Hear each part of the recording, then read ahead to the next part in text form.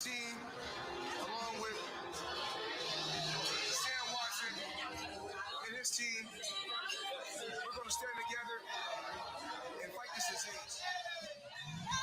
I come this way before, travel through the open door, circumstances navigated the path, and life happened all so fast. No, it got lonely sometimes, you see, I know we couldn't make it. Even when I'm off beat, I still land on my feet, and nothing can shake me, cause I know I took a hold. I never.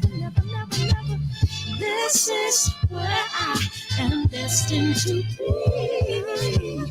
I'm not ready to give up. I believe in the miracle of life. Life's a play for no rehearsal. Learn quickly, they'll come for your role. Games can play, can't take it personal. Cause the devil is a liar. Telling you the truth, it's all in what you do, some things you gotta do, It's fight for millions, take a second, see the blessing in it. With much expected, much is given. When I made the living, now I'm giving back to children. Never let the power come first before your happiness, yes. You can be the best if you go the distance. Mix a little sweat with your persistence. You know that the best things are never instant. Just shine up, let us see your brilliance. Get up, open up your eyes now. It's the moment of truth. No backing down.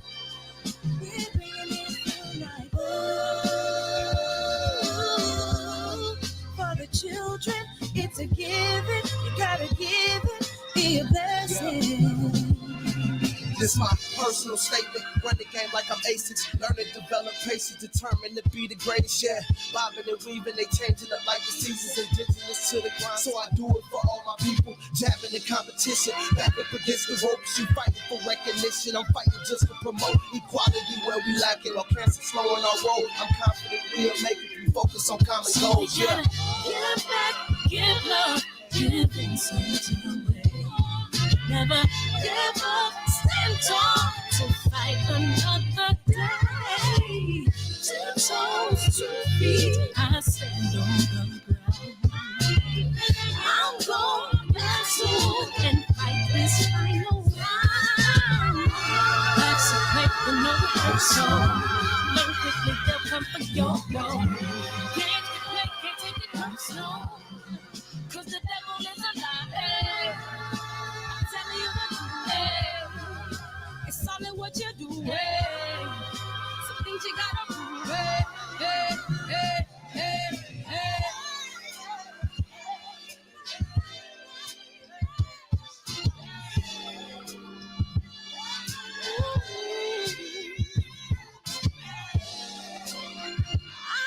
I'm gonna share all that I have and give to those in need.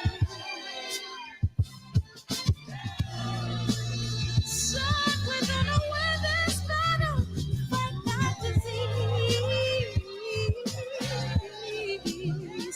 No one can support you, don't leave your hands, that's young. We got to leave it open up. No, I never ran.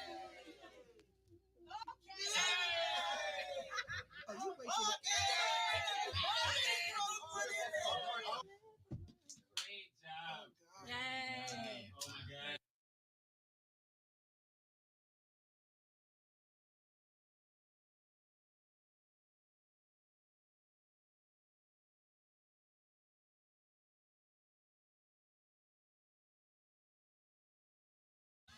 Cancer is killing, millions and millions of people. Me and my team, along with Sam Watson and his team, we're going to stand together and fight this disease. I come this way before, travel through the open door, Circumstances navigated the path, and life happened all so fast. No, it got lonely sometimes. You see, I know we couldn't make it. Even when I'm offbeat, I still land on my feet, and nothing can shake me, cause I know life took a hold on. I never. This is where I am destined to be. I'm not ready to give up. I believe in the miracle of life. Life's a play with no rehearsal. Learn quickly, they'll come for your role. Games can play, can't take it personal. Cause the devil is a liar. I'm telling you the truth. It's all in what you do. Some things you gotta do. It's fight for millions. Take a second, see the blessing in it. But much expected, much is given. When I made the living, now I'm giving back to children. Never let the power come first before your happiness. Yes, you can be the best if you go the distance. Mix a little sweat with your persistence. You know that the best things are never instant. Just shine up, let them see your brilliance. Get up, open up your eyes now. It's the moment of truth. No backing down. We're bringing it through like for the children, it's a given. You gotta give it, be a blessing. This my personal statement. Run the game like I'm ASICs. Learn and develop patience, determined to be the greatest. Yeah, bobbing and weaving, they changing up like the seasons. Indigenous to the grind, so I do it for all my people. Jabbing the competition, back up against the ropes. You fighting for recognition. I'm fighting just to promote equality where we lacking. Or cancer slowing our road. I'm confident we'll make it. We focus on common goals. Yeah. Give back, give love, give something away. Never give up, stand tall to fight another day. 2 toes, 2 feet, I stand on the ground. I'm going back soon and fight this final round. Life's a play for no rehearsal. Learn quickly, they'll come for your role. Games can play, can't take it personal. Cause the devil is a liar. Telling you the truth, it's all in what you do. Some things you gotta do.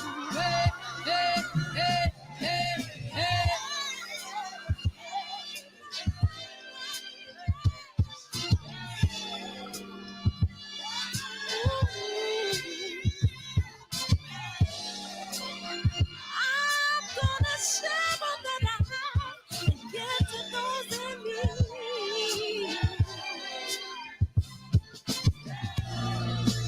So we're gonna win this battle, fight that disease. No one gets beyond you, believe that's young. We got to. Hey, Foxy Max, Big Homie Coop, Birdman, JP, JQ, what it do? Keno, Damon, Supreme Tax, thank you. K Sims, Birdman, I appreciate you. Rahman, appreciate you, man. Harmon, Josh, Coach, OGE, you stopping in? Oh man, and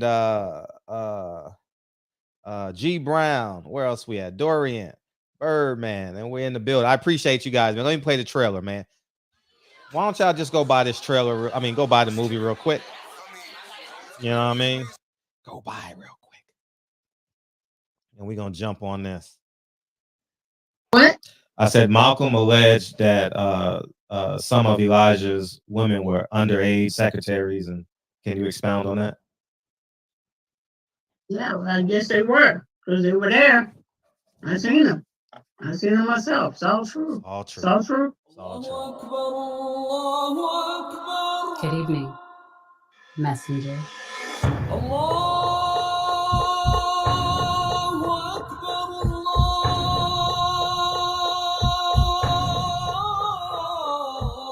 You convinced us that you were the last messenger.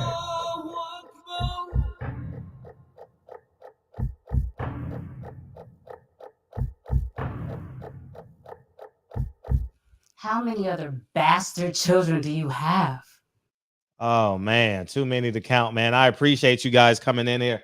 Thank you guys so much. So the first hour, I figured we'll just we'll do the because I got a video to play and I don't want to play it twice. It's like 15 minutes.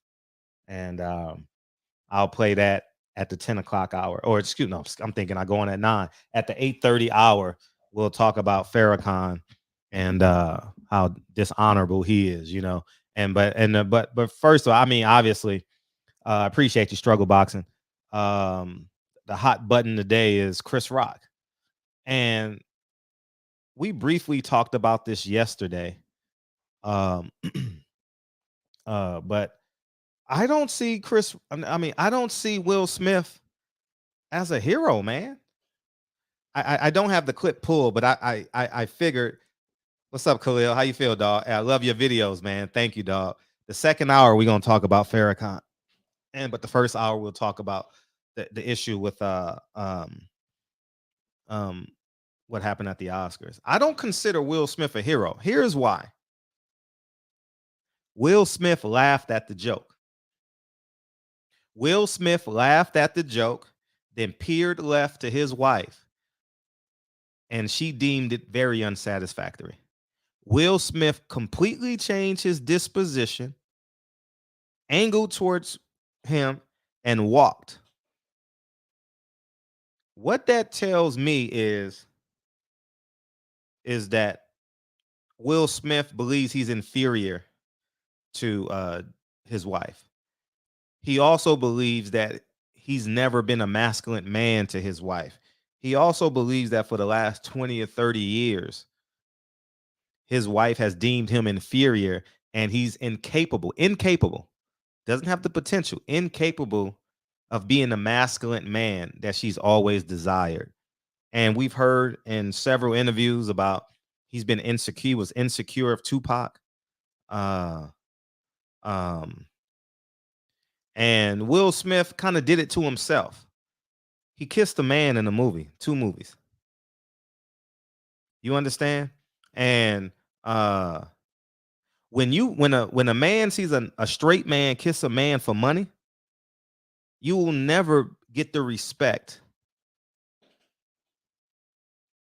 of men. It was unflattering to see. I mean, I've only seen still shots of it, of him kissing another man. Will Smith masculinity is not even valid to him. So he chose that moment for the world to see that he is a man.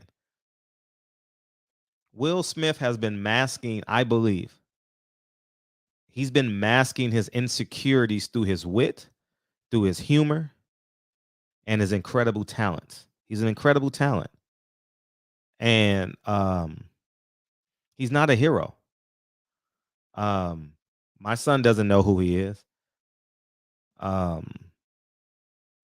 He is a simple man that makes a lot of money.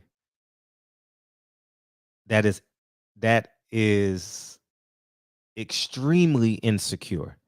And because he responded in that manner as it pertains to Jada Pinkett Smith, to his wife,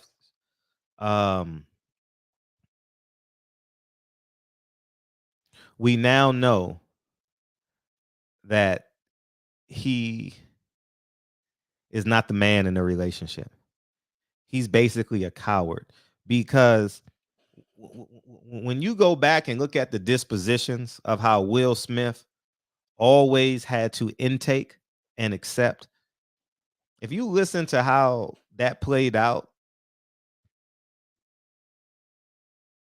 he had to. He didn't have to. But he doesn't have the courage that he possesses on screen that he has in real life. Just think about his kids. His son wears a dress. The whole family is gender neutral. It's like, I think the kids emancipated themselves. And now, by no means am I saying that a man shouldn't protect his woman. This is a completely different perspective. As I said yesterday, if a man disrespects your woman, I wouldn't take penitentiary chances in public, because we got this fake, like I said, we got this fake paradigm is I got to be the realest nigga to the world. Nah, I'm not doing that for the world. Nah, I'm not. I don't want to go to jail. And for all y'all Negroes that say, I don't mind going to jail for my wife. Well, when your ass wake up, she's a single mother and you got a felony. And so I think we have to get rid of that narrative. Oh, I would do this and beat up. Nah, I'll kill for my family. Yeah, but most men would. But every man don't want to go to jail. All right. So we got to cut that narrative out. All right. That narrative needs to die tonight in every hood in the world.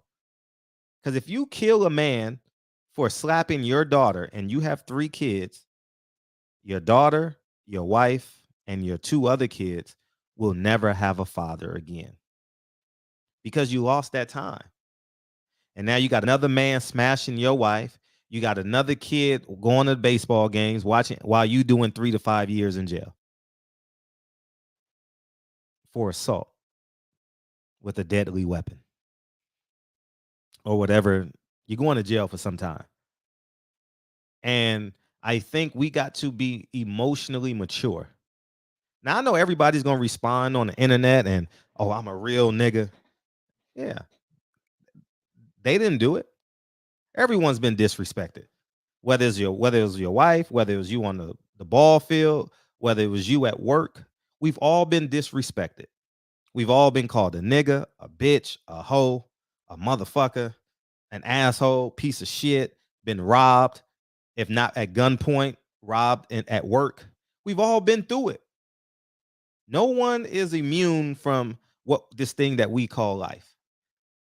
And if someone disrespected you, and check this out, in many cases, the person that disrespects you, you forgive them and keep the door open for them to come back in your life. In many cases, like a family member, like a mom, like a dad, like an uncle, like a best friend. I think all that needs to die. I think your spoon needs to get longer and longer and longer and longer to the point where there's no spoon. All right. I have that in my family. The spoon get longer and longer and longer and longer and longer to the point where I'm like, hey, do what you want. And so I think that, now I'm not talking about self-defense, because wherever you live, you need to know the laws of self-defense. Every person that hears my voice tonight, learn your laws about self-defense, okay? And that will help you greatly as it pertains to that. And I'm the phone lines too, because I ain't gonna lie. I've been waiting to have this conversation all day. That's why I didn't do a video on it. Yeah, feel free to chime in, beam in, do what you like. I appreciate y'all coming in here tonight too, because I know everybody talking about it, and I thank y'all for valuing my perspective. And we are in a space, and I'm definitely gonna do a video on this. In the past 30 days, right? Think about this. On the biggest stage, 610, hold on the biggest stage that there has been in their respective genres, the Super Bowl, Snoop Dogg Crip walks.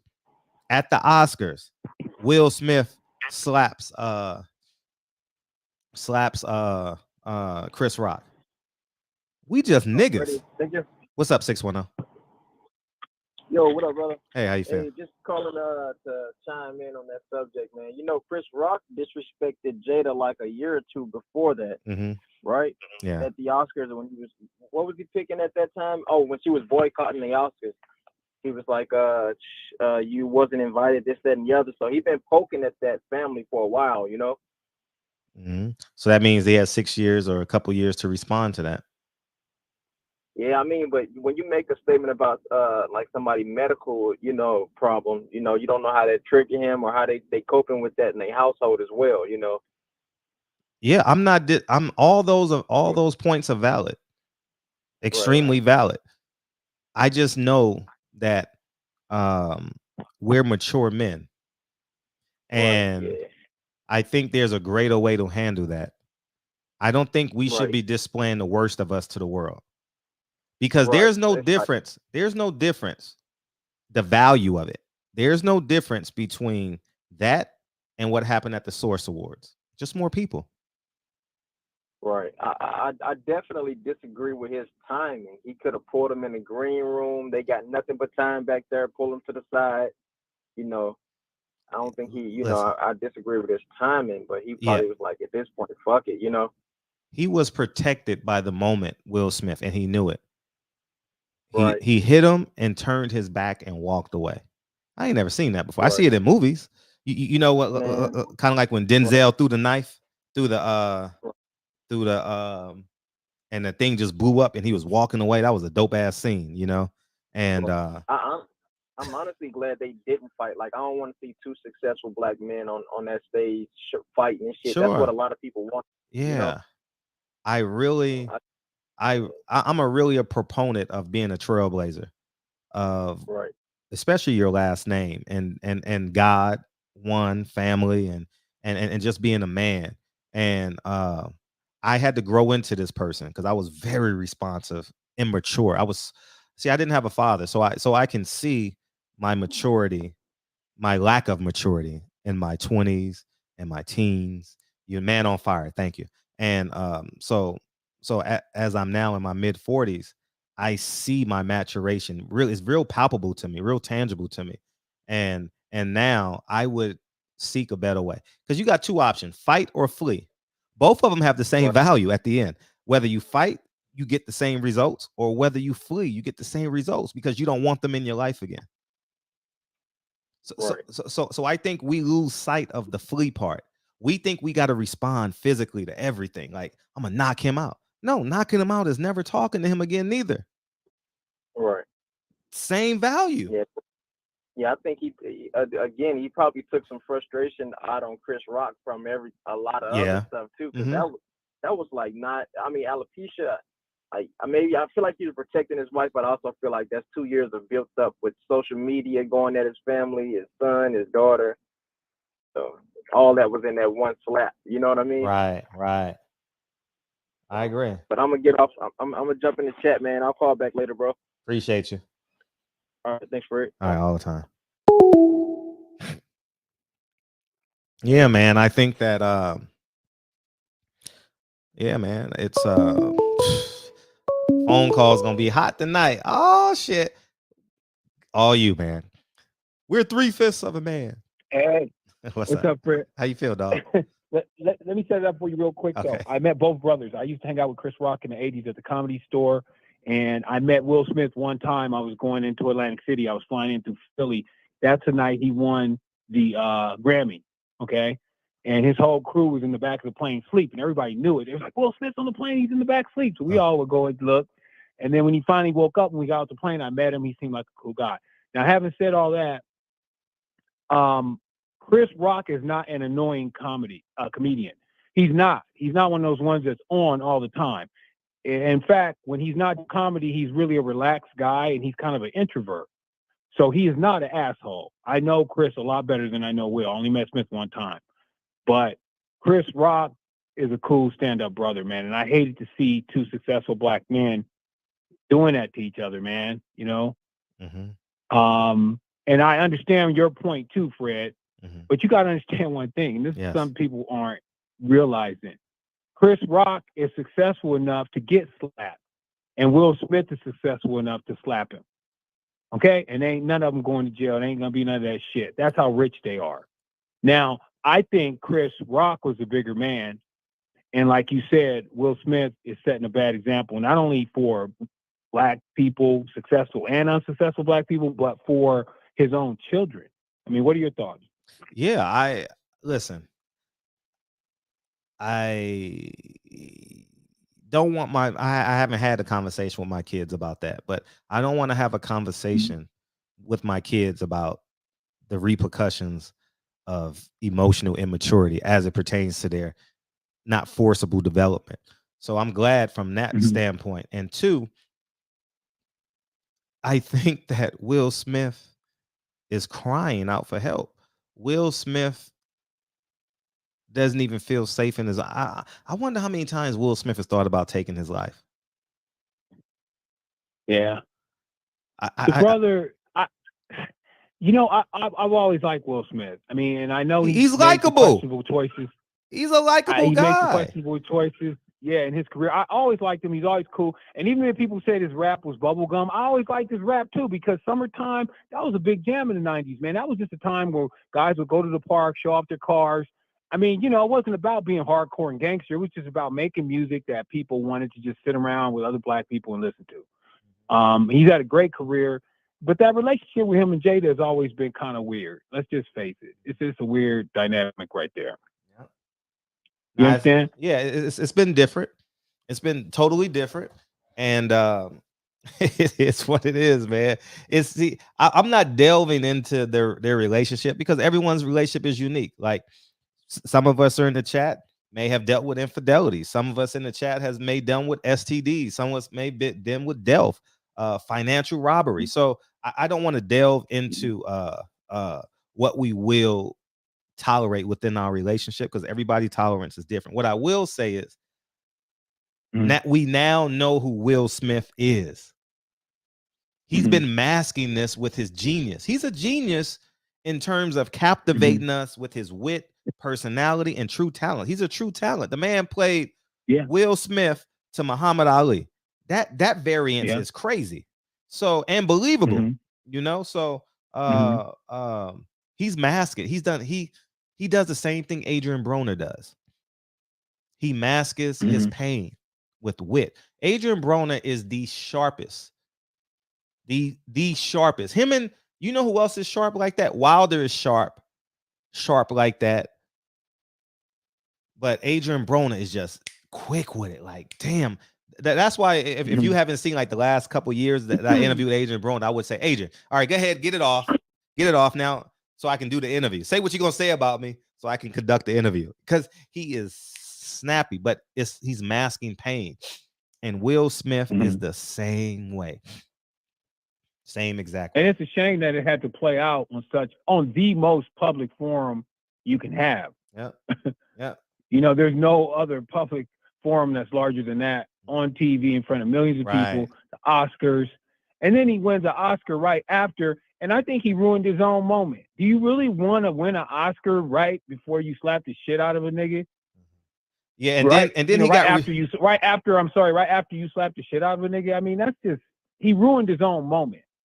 Yeah, and then he got rewarded for that. See, now it looks like now if you're a 16-year-old kid and you watch TVs on your own, you know what I mean? As a 16-year-old kid is like, I can be a nigga, I can be ignorant and get rewarded for it. Oh, that's cool. That's cool. Now, on the flip side, I want to leave you guys with this. If I would have been on the Chris Rock end, I would have beat his motherfucking ass. And I'm going to tell you a story. Who's that comedian? Before I go, I'm going to tell you this quick story. Who's that comedian with the dreads in his hair? I always forget his name. He has these little dreads in his hair, dark-skinned brother. He's famous now. Oh, man, I know you're talking about dark-skinned brother. Young, right? Yeah. He has one name. Relative. He's in his 40s now. He has He's one. in his 40s. He has one name.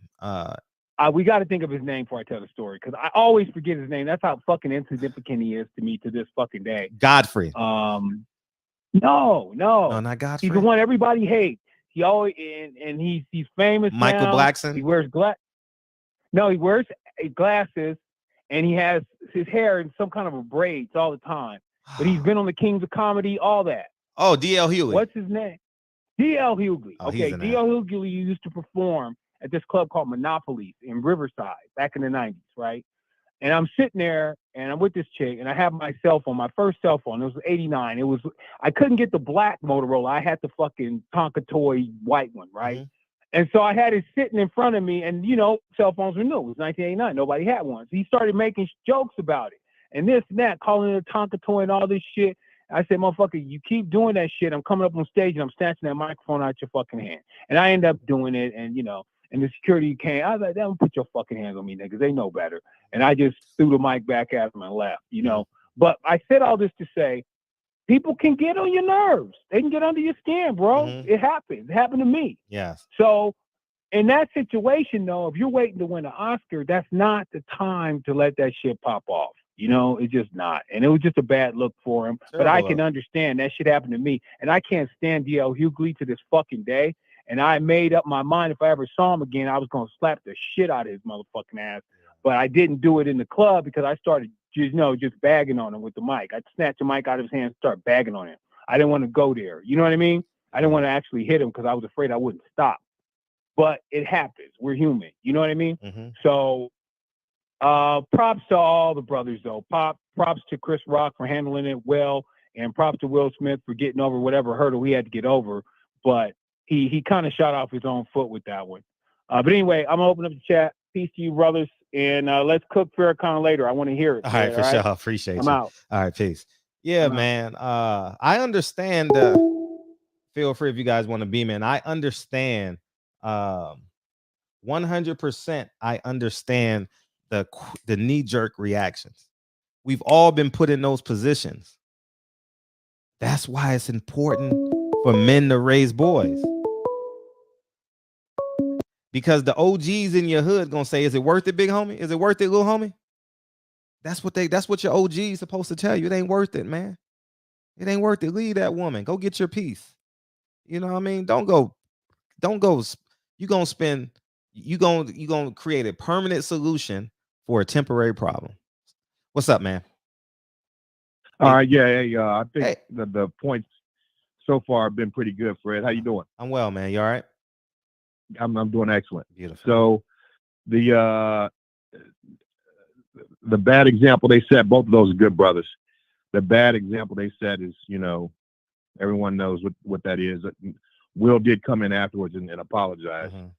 So I think that's the first step of fixing that. But that was a bad look. That was a bad look for him, all the other black actors in Hollywood, you know, where, you know, people on the far right, you know, or a lot of people may say that they're trying to turn the Oscars into the Source Awards, like you mentioned.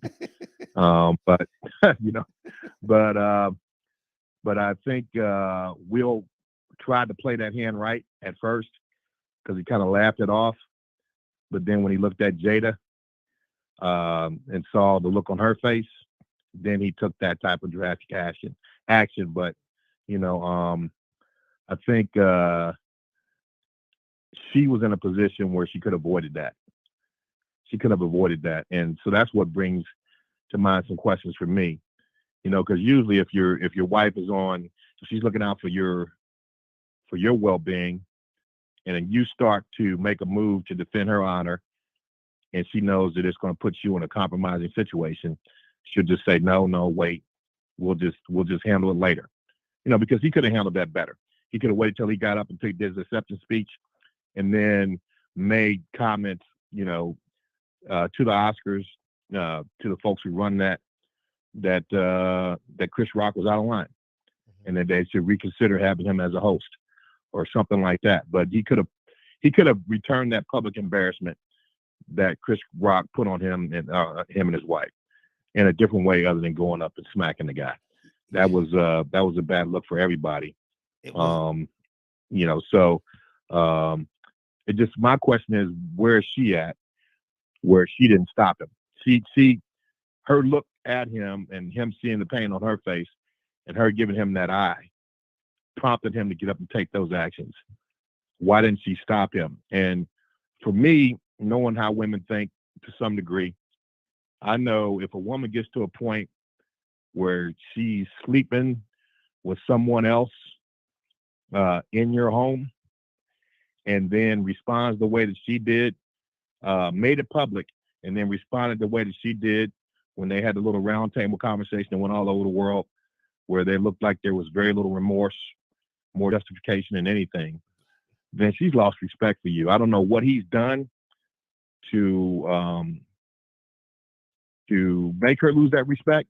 I don't know what the impetus is for that, but the fact is, it's obvious that she's lost respect for him as a man. Mm-hmm. When you get to that point with a woman, there's really no coming back from that. He can make all the movies, all the hit movies he wants to make from now until the end of time. There's no coming back from that. Once a woman loses respect to you on that level where she's sleeping with another person in your house, right, in your home, it's over. So what I think is when you peel all the layers back, she could have stopped that, but she didn't because she was more concerned about how she felt than about making sure that he was in a righteous place where his safety and career wouldn't be compromised.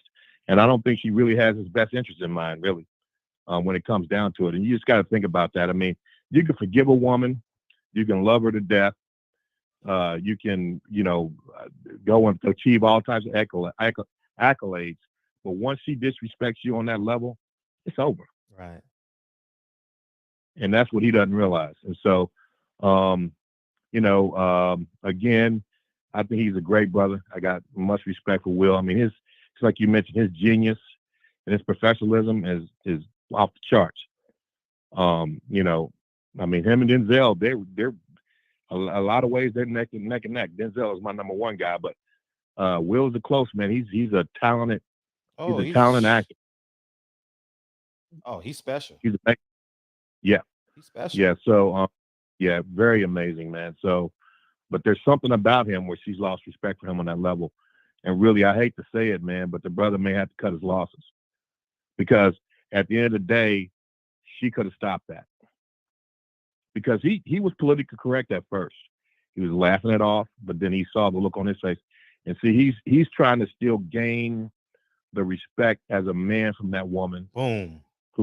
Who showed him the ultimate level of disrespect for his manhood. And once a woman gets to that point, there ain't no recovery, bro. There's really not. So, and I think, that's what he needs to come to grips with. And I hate to say it that way, but that's how I see it. I hope that, I hope there's a very small chance. Well, I hope it's a great chance that I'm wrong, but I think it's a very small chance that I actually am. Women get to that point where they do something like that, then it's over, and you just gotta cut you off. Big time. Yeah. Big time. Yeah. All right. No, I appreciate you calling in. It's important from your perspective. Thank you. All right. All the time, right, y'all. Yep. What's up, Max? Great to see you. How you been, dog? Yo, you good? Hey, man, I've just, I've been grinding. I keep missing the show, coming home a little later. By the time I get here, y'all at the end. Okay. But, yo, I mean, Will's a fucking beta male. That was all beta shit. He's a beta by heart. The way the whole unit, like, you see how his family turned out. Like, come on, man, this is the Holly weird, yo. This who they are. I don't know. Like, off top, like, you ain't have that energy with August Alsina, bro. I don't want to see it with Chris Rock in a public place where he can't do nothing back to you. Like, come on, man, that was a safe bet. Because really, if you really wanted to run it like that, they could have waited till they got backstage. They could have locked themselves in the dressing room and cocked the fade if it was that serious. Like, I don't know. That shit was that was a bitch move to me. But hey, to each their own, I guess. If it turns her on at night, I mean, he's still chasing her around, man. Like, you feel me? Like, I don't know. That's crazy. I mean, I've seen a bunch of shit today. Like, maybe it was a stage, maybe it wasn't, because it's got the whole world talking. The Oscars been slacking in ratings lately, so maybe there's a touch of that. I don't know, but for one, look, I mean, no, actually, fuck that. No respect to her either. Fuck the bitch. Anyway, Jada Pinkett, that bitch, she got alopecia, man. There ain't no life-threatening disease. Stop acting like she got cancer and shit, and she like hurt, and she ain't in no pain. She's just missing some hair. And she chooses to go out here bald. That's part of the game. Like, people are going to talk about you being bald. It wasn't that bad of a joke. It was a G.I. Jane joke. He didn't go no deeper or further into it. Like, and then Will laughs, and then, she sicked the hound on him. He went and did his thing like a good boy, like a good little bitch. Like, I don't know what the fuck, yo. Like, there's some weird shit going on in that household. That's all the fuck I know, because there's no way that bitch is cheating on me, and we're going to sit down and talk about it in front of the world, and I'm going to cry with you, and you're going to play victim You gonna play victim like you just slipped and fell on a dick? Like hell no, nah, that whole thing is fucked up, yo. Like I don't know, man. That's crazy. Man, yeah. August Alsina went from playing the Xbox to licking the box. You know what I mean? Come on, man. Like that's crazy. And then she tried to act like bitch, look at what the fuck you were doing. Literally playing with Jaden Xbox and then walks into the room. Oh man, you talk about getting paid.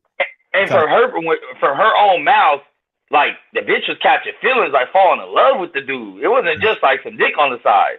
Right. It was like a whole relationship type shit, you know, like that. And then he just took it in stride and just cried at her with the table. Where was all this G shit now? You picked on fucking Chris Rock, bro. Like if that was a The Rock, you wouldn't have fucking smacked nobody, bro. Like and the what we can't take away is people's artistic rights. We can disagree with them. We can however you want to view it, because I don't think nothing a comedian say is worth fighting over. I don't think it. I've never been picked on by a comedian. I have, but not like boom, boom, boom, boom, boom. May have said something at a small comedy venue or something, and it quite possibly was true, you know. But that's the beauty of comedy, that they can tell you the truth and you can laugh about it. You understand? And I know it's tough in the moment. I've been there in terms of, man, I just want to tear this motherfucker up. I get it. But that emotional maturity is so important, man. We got to have that peace. We must have that. We got to I'm telling you, man, because your son and your children is going to respond pretty similar to you. And then Jaden thought it was cool. Yeah. Who? Jaden thought it was cool. He tweeted out like, that's how we do it or something like that. He did? Yeah. Man, come on, man. Keep man, feed the homeless. Like, man. Come on, bro. Like, come no. On. That's how we do it. Cut it out. Ain't no. What you talking about? You ain't the Karate Kid for real, bro. Like, chill. Nah, the Smiths, yeah. The Smiths has never been violent. They are a very uberly talented family that basically can do anything on earth. Now they have the finances. They really can do anything they want on earth. What are they worth? $500 million? Something crazy, ridiculous. Probably more now. Probably more. Probably more now. So I think at the end of the day, man, I think that they're a special family, and they're a special family. Yeah, they're a different kind of special. They got other special. They're short butt special, bro. Then nah, the way he runs his household, bro, and I'm gonna say from the outside looking in, like there's a lot of shit. It's like, for one, how you gonna tell Chris Rock, who, like, come on, in the history of the Oscars, when there's a comedian, they always clown everyone in the audience, a little touch here and there, nothing too drastic.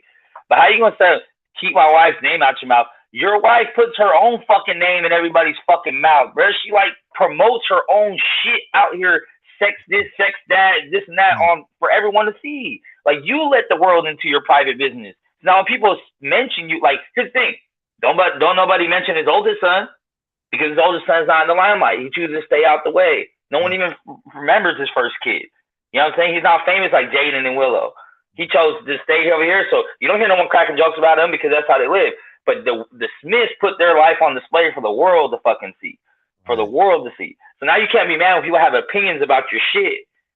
Like, I think it would be different if it was like, if Jada had like a wig on and he's like, hey, we all know you bald under there or something like that. That would have been different. But she's out here bald. Like, as a man, just as a man on earth, you see a woman that's bald, you gonna say some shit. Like, women aren't supposed to be bald like that. Like, it's not normal. We said shit about Britney Spears and she did her shit. Like, it happens. You know what I mean? And the world is a cruel place. So really, the first time you want to get ridiculed for anything is at home. At least that's how I feel. You know, if my daughter had alopecia, there's nothing we can do about it. She gonna be bald forever.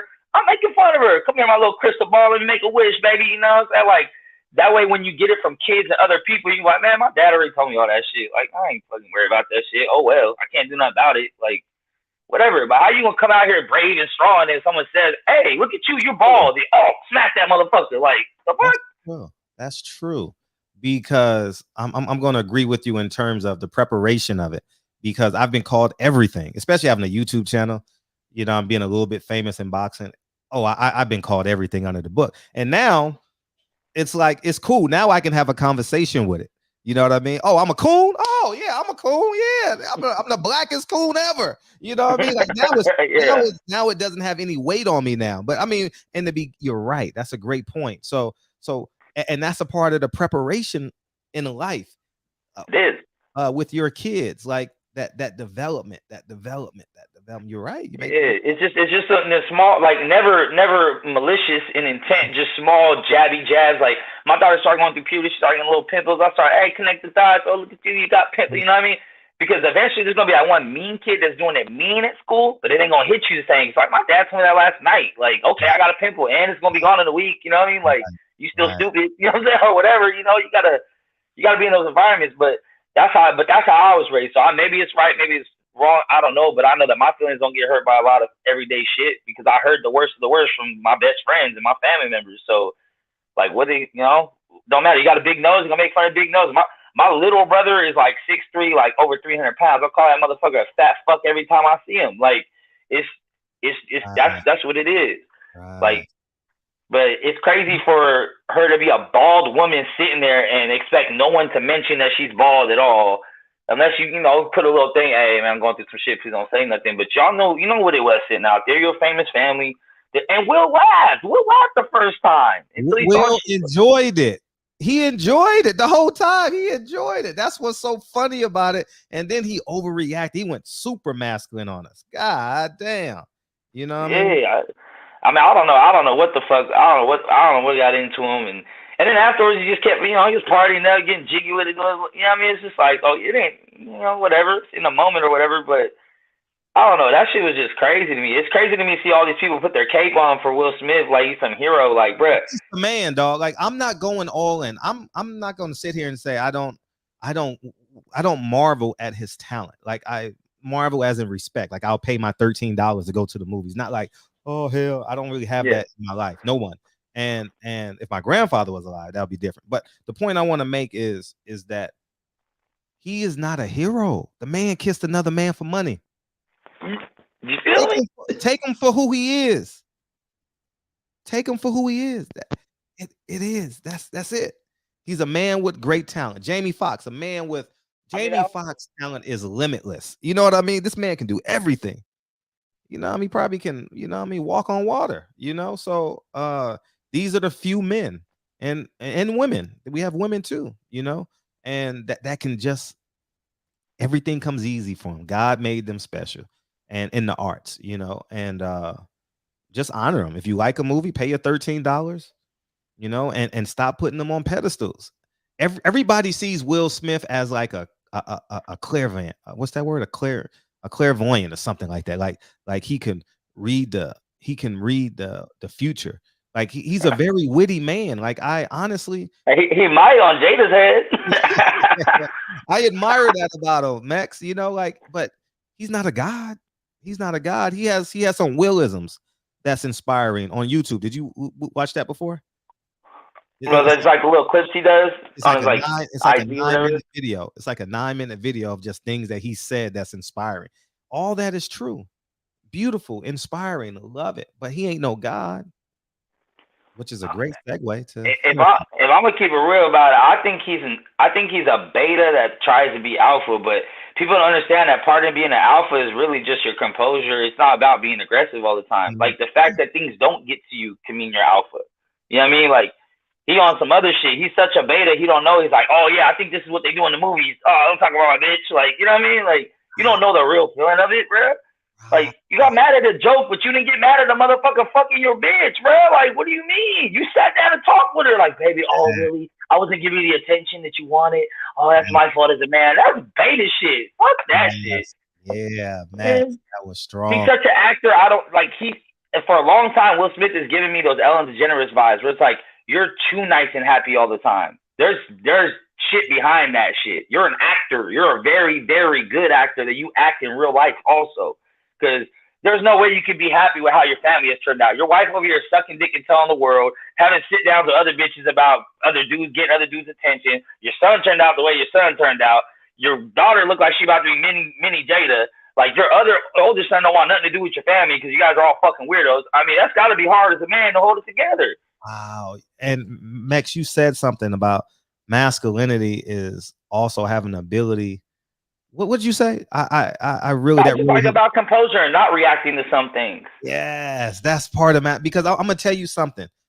I had a doctor in my life who was very influential, like in terms of like just I would see him and he was very wealthy, made $1 million a month and all that, and he was the exact opposite of me, and he was masculine. You know what I mean? Like I'm verbally and intellectually aggressive. You know what I mean? But he was just so poised and nothing seemed to bother him. But he was a man, took care of his family. He was timely, punctual, honest, integrity. You know, and that's the real. Because it's really feminine qualities if you're a dude that overreacts to every little thing. Like that's emotional. Like it's emotional. Like as a man, yes, you need to have that aggressive nature to you when appropriate. When it comes to defending your family, or you know, in this case, defending your woman from a joke ain't defending your woman, bro. Like that don't count. A joke, you need to tell her to get over it. She's the one tripping. This whole entire building is laughing. Nobody's looking like, damn, no one did the ooh. Everyone just laughed. And so she the only one tripping. And you did all that, like, and now look. Now you look like a fucking idiot. Why? Because you probably gonna suck another different dick after this, and it ain't gonna be yours. So, and the fact that women, it's not just black women. Okay, we're not gonna make this just a black woman thing. It's not no black girl power. Black women in generally that I've seen on my social media timeline, they're responding like, man, if I had a man like Will Smith. Will Smith kissed a man. What are you talking about? He kissed a man for money. It is the most hilarious shit ever. I'm like, the dude kissed a man for money.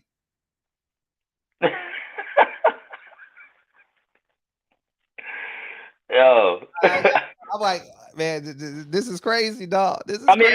As a woman, of course, why wouldn't you want a man like Will Smith? You get to go fuck other dudes, and he'll say sorry to you. He'll say sorry to you because you went fuck some other dudes. Like, how? How? On what planet, yo? Baby, I'm sorry you cheated on me. I should have been doing what I was supposed to. That's on me as a man. You know, now fuck all that shit. Hell no. And that's why your son turned out not the manliest person in your family, because he didn't have an example of a man, a real man. The women run that relationship. Willow probably got more power than Will in their damn family. Like, it's crazy. It's crazy. Money, dog. I'm not kissing a man for money. How can I come on? Come on, dog. That shit is weak, man. Hey. Come on, dog. Like, man, Jesus Christ. I'll bite the curb before I kiss another man. I'll tell you that right now. Like, man, that's the one thing, man. It's I would just but you also gotta keep in mind this generation doesn't know even Will Smith was a rapper. You know what I mean? Yeah. Like, they don't even know that he had the hottest song for 2 years, man. And you know, I mean, he never cursed in his raps, and you know, not just a rapper, a superstar rapper before he started. He won a Grammy. He won a Grammy. Yeah. You know, for that album with him and DJ Jazzy Jeff. And yeah, man, and he got a great album like in 97, 98. That was a great album too. Hey, I was bumping that shit. Being a father and raising his son and all that. Just the two of us. Yeah. Just two. Yeah. Boom. So yeah. So he was that dude, man. He was that dude. So like I said, I respect his talents, man. But he is not the example of a man. Your father is. Your grandfather is. Your uncle is. That's who if you don't have that in your life, there's a problem. And you got to go and search and fix it. Like you have to step out of yourself and really, really look at where you're getting the consumption of masculinity from. It shouldn't be rap music. All that is just entertainment, dog. All that, these rappers aren't carrying guns, killing people. All these rappers in LA, they don't carry guns. They can't. Yeah. They can't. It's illegal. They ain't carrying. Come on, man. So California got some of the worst gun laws. Yeah, in New York, they not carrying. All these rappers ain't carrying guns. They drop their kids off at private school, And on the weekends, they drive boats. They don't even drive cars. They're not even in the city on the weekends. They in Palm Springs and doing what they. Come on, man.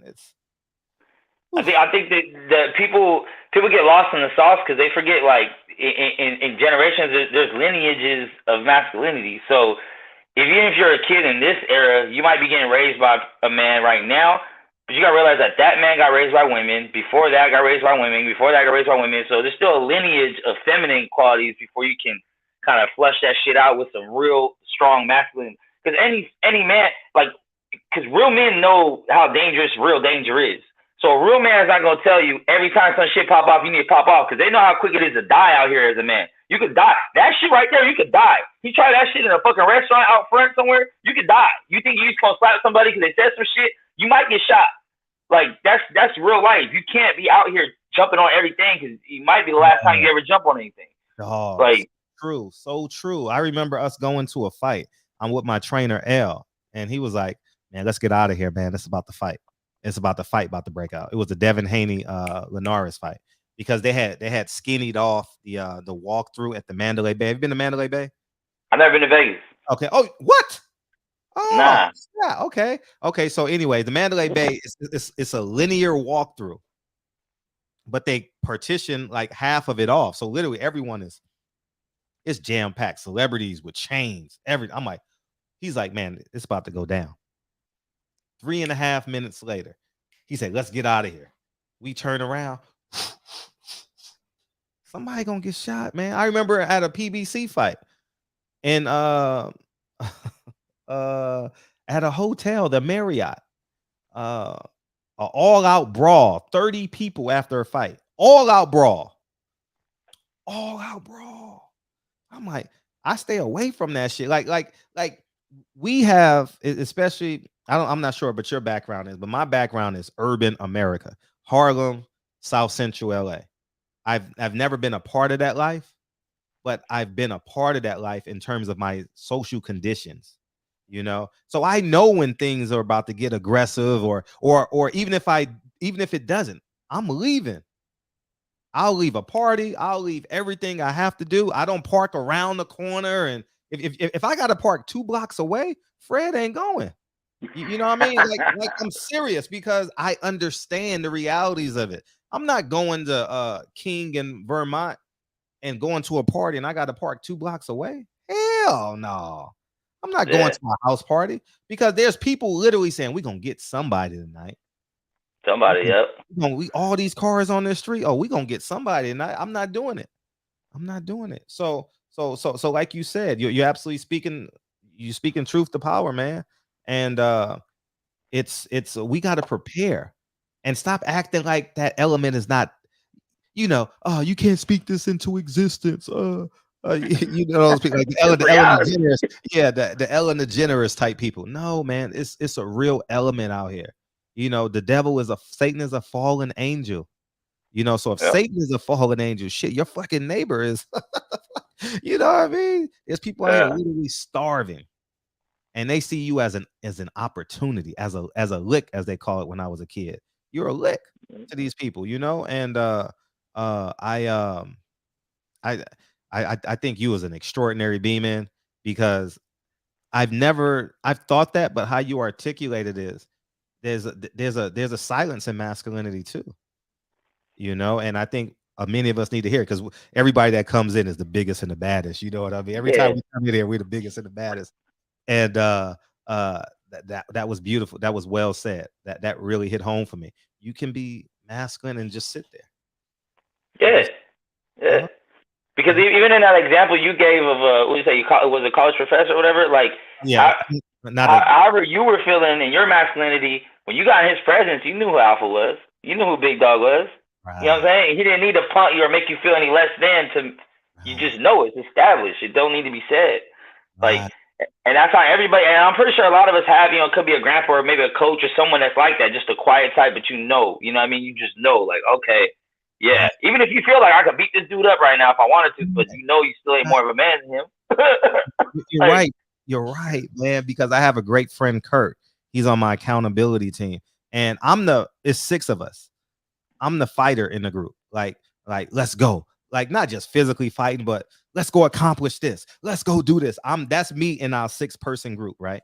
And but Kurt is like the observant, calm guy. But I've never doubted him as a man, though. You know what I mean? But I've never thought about it until you said that. Like every time I talk to Kurt, because his mom was a Black Panther, he lives in Oakland, great family, married and all that. And I've always viewed him as a man. I've always viewed Kurt as a man, but I will always out-talk him 100 words to 1. Always. Yeah. You know what I mean? Yeah. You're right. You're right. Cause I've seen some motherfuckers that got hands and they're still a bitch. Yeah. I mean, like I've seen them never lose a fight. They still a bitch. And that's the other side of the coin. You can still be a beta male and win a fight. Win all of them. Win all of them, like Will Smith, like Mike Tyson. You know what I mean? Like, it's like, yes. Yeah. We got so much clarity tonight, dog. Yeah, appreciate you, man. That's just a shout out to the young ones out there still. You know, maybe you don't know. Maybe you don't got no one dropping that game on you, but the little shit you was talking about, like even anytime I go to a restaurant, anywhere, first thing I'm thinking exits, I gotta sit somewhere I can see the door. I gotta know these things. And people think I'm weird as fuck for it. Every time I go to a date, hey, can you sit? I'm gonna sit right here. It's cool. Like I gotta even in Malcolm X's autobiography, he said, I've never sit with my back to the door. You know what I mean? He was in the streets hustling, you know, doing what he had to do. Like as a man, you never have your back to the door. You know what I mean?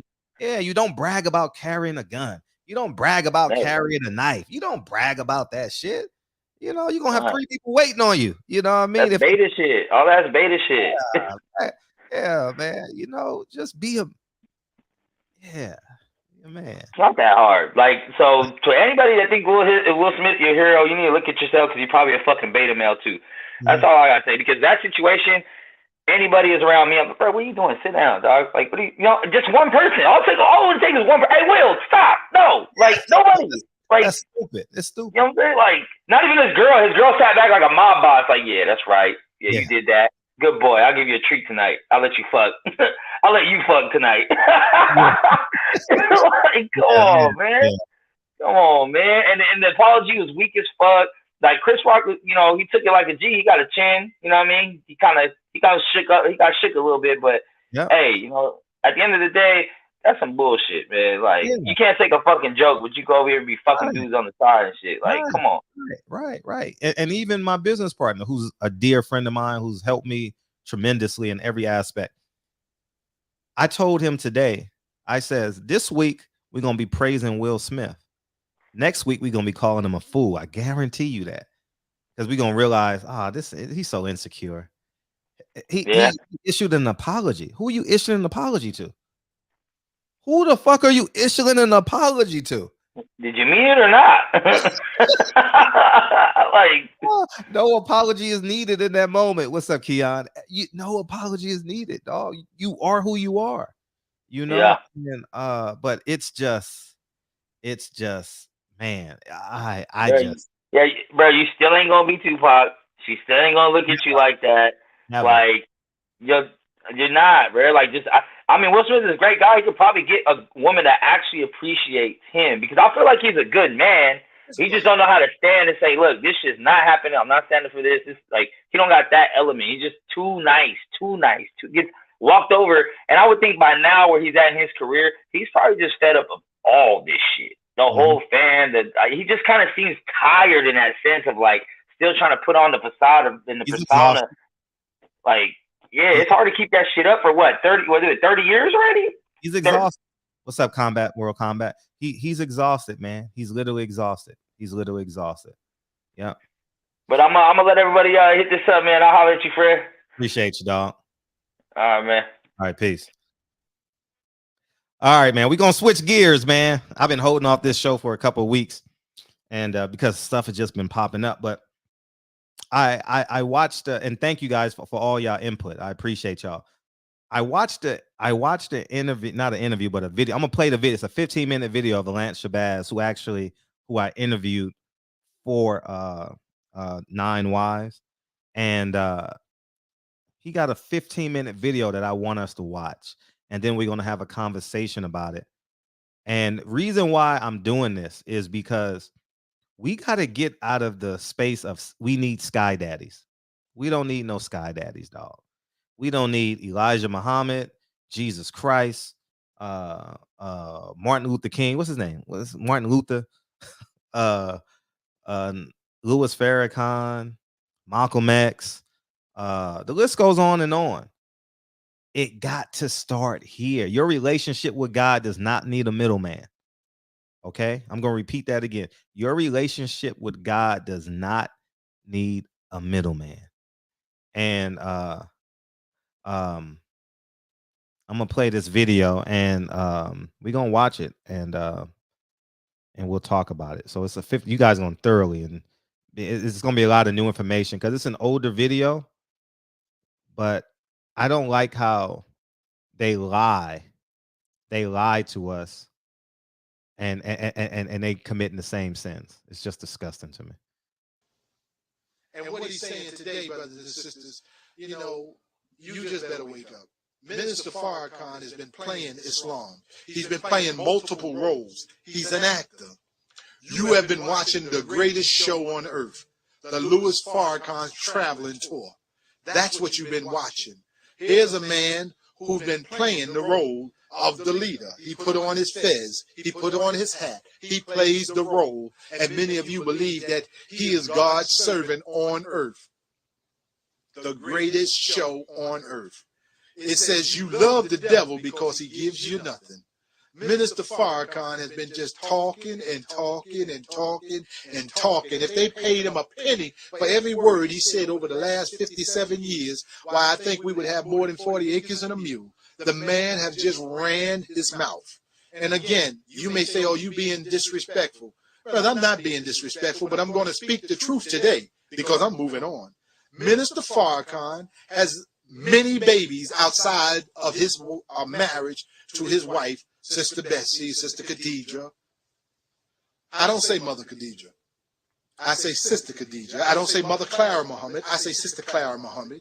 There was one mother I heard in the Nation of Islam. That was the mother, Mother Marie. The mother of the Honorable Elijah Muhammad. That was the only mother in the Nation of Islam. That Christianity stuff about mother, that Catholic presence in the Nation of Islam, that was that upbringing that Farrakhan had. You guys better listen, brothers and sisters. He has impregnated many women. Abdul Rahman, the Rock, hard-working minister for the Honorable Elijah Muhammad. How in the hell could brother let the minister take his daughter, Karen, impregnate her with a couple of children, bring out the phoenix? I guess that's for his air too, for his breathing. No, brothers and sisters. What about the receptionist sister? Gave her a couple of babies, huh? He's got children in Mexico, got children all over. In the black and the red, which y'all thought was the uniting of the black and the red. Remember the big mountain? You guys better do your research. These world friendship tours. Brothers and sisters, these guys have been running a hustle game on you. Jabril Muhammad printed up all these books, and the brother in Tampa, he got an invoice for nearly 40,000 books he owed the brother, haven't paid him a penny. They are opportunists and they are users, brothers and sisters. I'm just telling you the facts. You can accept this or you can let it alone. Again, this man has done so much wrong, brothers and sisters. And I have the tapes of him talking about his wives. So don't say that I'm lying on this, brothers and sisters. I don't have a reason to lie. I'm saying this to those of you who want to say, put this man, where in the scriptures do you find that God would teach one for 3.5 years and that one would teach for 40 years to prepare one he's been waiting for 38 years to go on and take you further? Cut the BS out, brother. You've been tricked. You've been bamboozled. You've been hooked-winked. You've been all of that, brother. It's been a game, and the game is up. Again, brothers and sisters, I'm only going into this. They say don't air your dirty laundry. But we will never go forward, or you will never go forward in the Nation of Islam if it's structured on lies, deception. If we're going to follow the restrictive law that said to speak the truth regardless of circumstances, if we're going to speak the truth, or as the Honorable Elijah Muhammad said, defend truth at any cost. If we're going to follow those words, then we have to tell the truth. As long as we can hide and give a somewhat wicked, I would say, interpretation on truth or deception on truth, we'll never be rooted in truth. I say to those of you who want to fix all of this certain magnetism to Minister Louis Farrakhan, that is wrong, that is wrong, that is wrong. When this man closes his eyes and they start opening up and you start investigating Louis Eugene Walcott, you're going to really be surprised, brothers and sisters, when the Honorable Elijah Muhammad said one would come along that would make Malcolm's hypocrisy look like child's work, huh? When you start really looking to see who was government agents, when you start really looking at the COINTELPRO and see it from another angle, you thinking it's all Wallace D. Muhammad, that's the one that the government named in 1969. That's the one the government named that we should watch, Wallace D. Muhammad. But they also said we should be in position to change the direction of the Nation of Islam. Louis Farrakhan has changed the direction of the Nation of Islam, and I don't want to use those cliches where they say he is directed the change. No, sir. You know, the government doesn't fear Louis Farrakhan. He just came to New York to do a press conference to warn them on Libya. He did one a few months ago where he warned them on Libya. He just constantly warned and warned and warned and warned. Brothers and sisters, the government is not paying them any attention. They know that the minister wants to jump into the spotlight. They know he's a lover of these cameras. They know that he loves attention. And they know also he wants to be relevant in history. So he is going to work on that. As he's working on a recording album, as he said. And he want to tell us Tina Marie offered a song called A Message to the Black Man. White Tina Marie. A devil Tina Marie.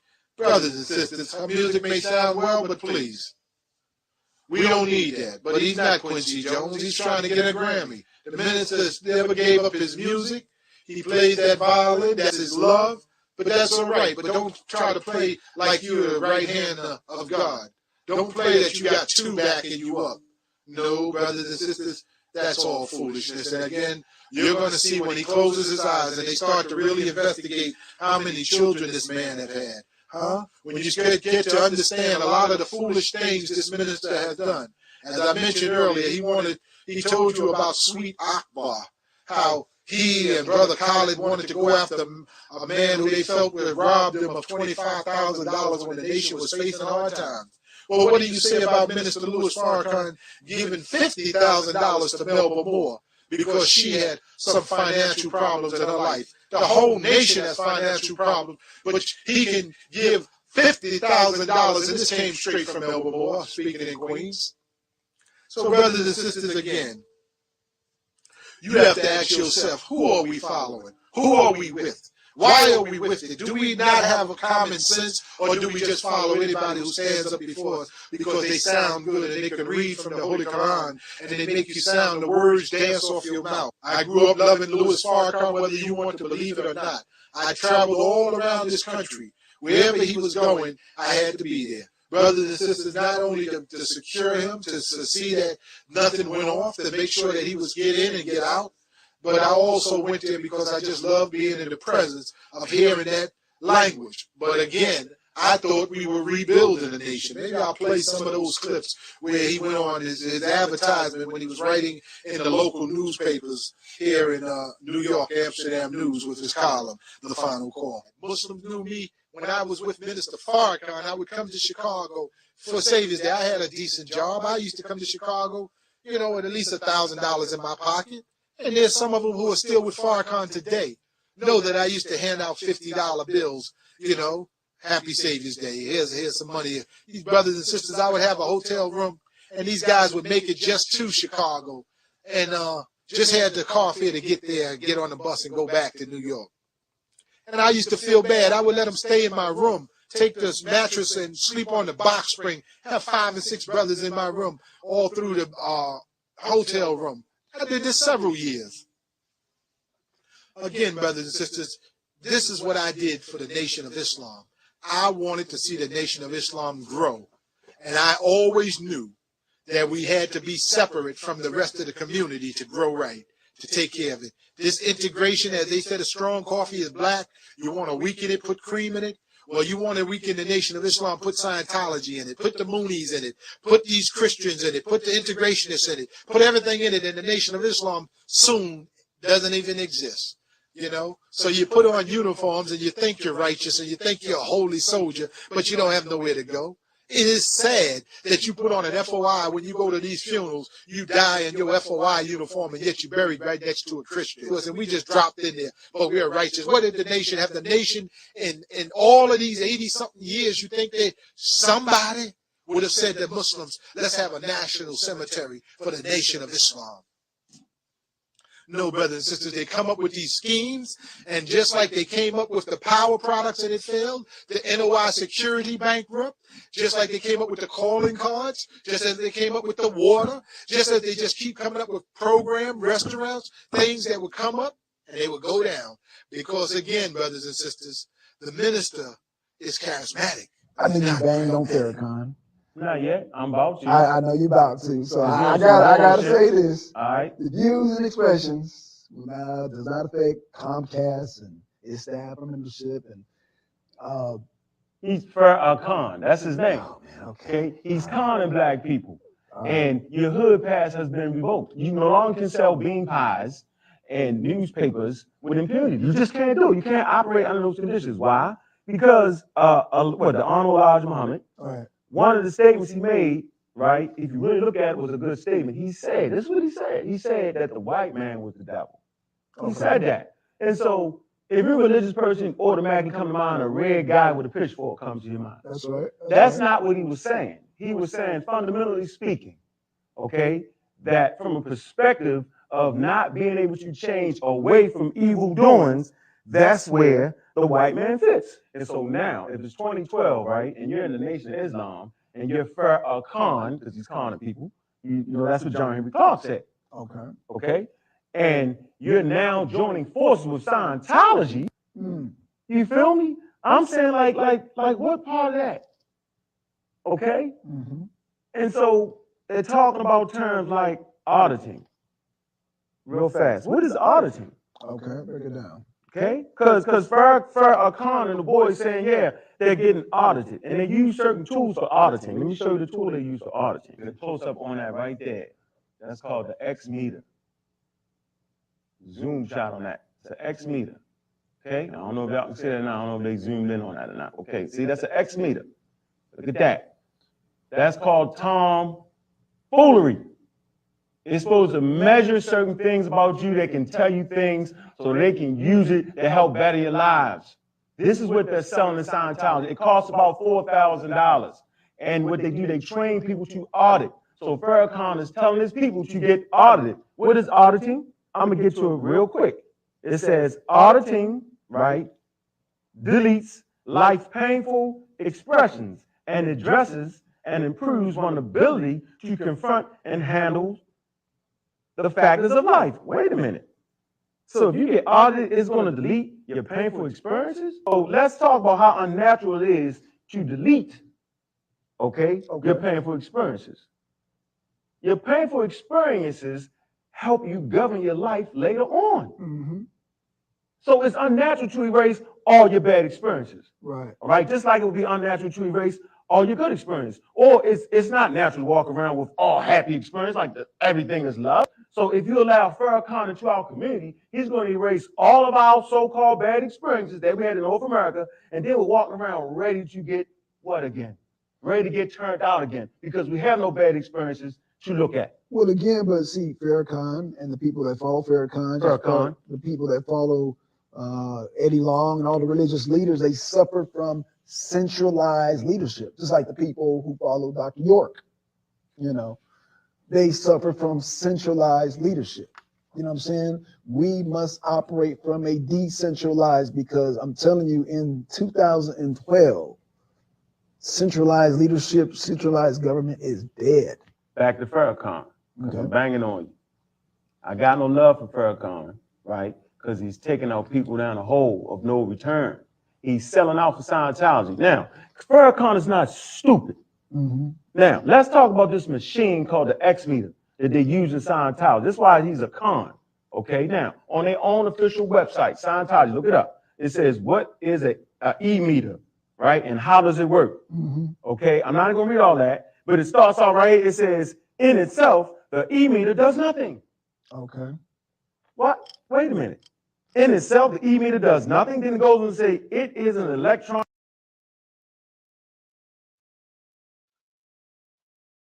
All right, man. And I wanted to stop it on Lance, but what I wanted to tell you guys is that Farrakhan has gamed black men since his inception.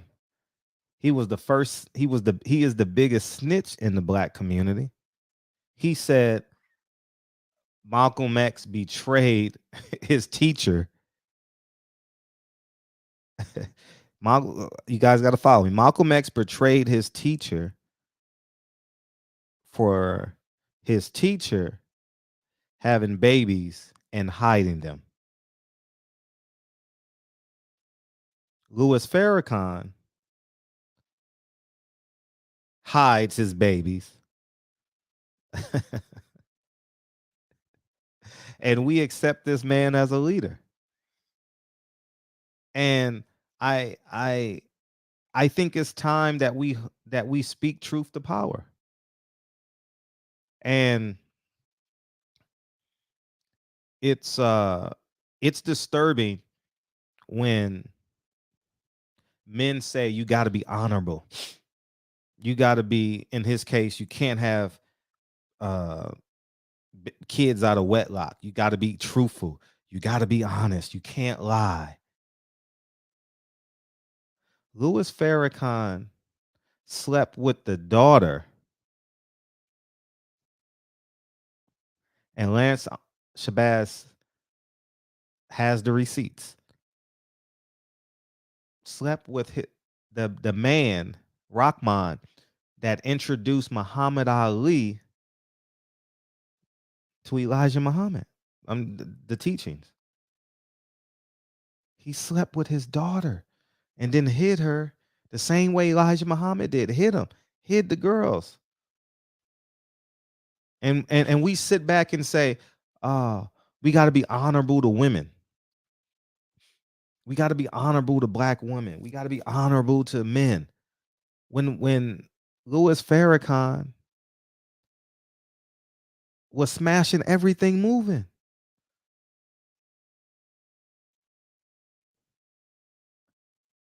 But because you have a Messiah complex, you have a God complex, you don't hold men that bleed and breathe like you and I accountable.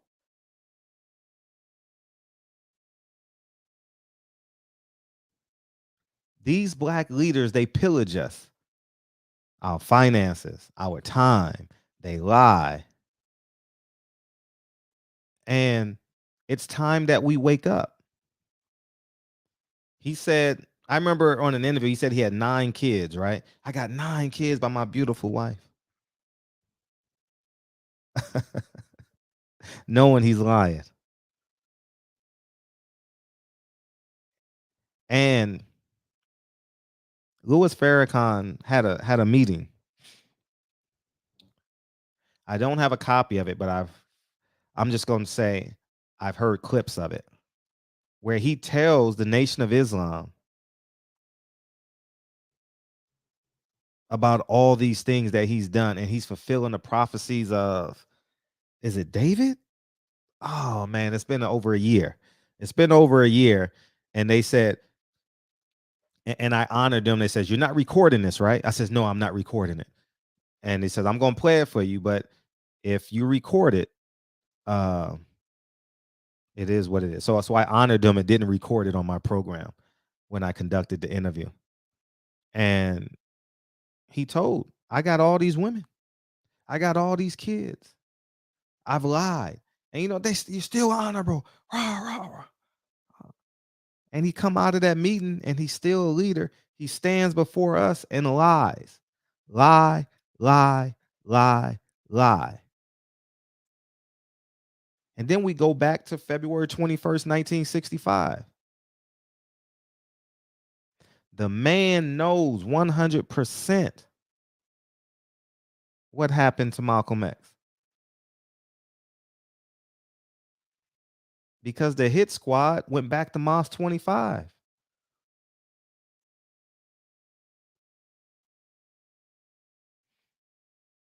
And we sit here and just accept it and say, oh, it's okay. He's a leader. He's the closest thing to God. How the hell is he the closest thing to God? And you're a human just like him. How can another human being be closer to God than you in your circumstances in your life? Have you ever asked yourself this question?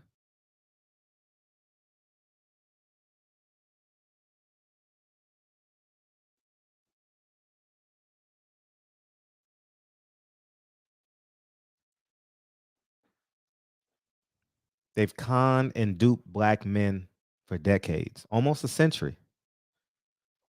And when you say a nation, I think of wealth building. I shouldn't have to give Nation of Islam members change in my pocket when I'm driving around LA. Hey, brother, you want a paper? Nah, how about make a small donation? I shouldn't have to do that.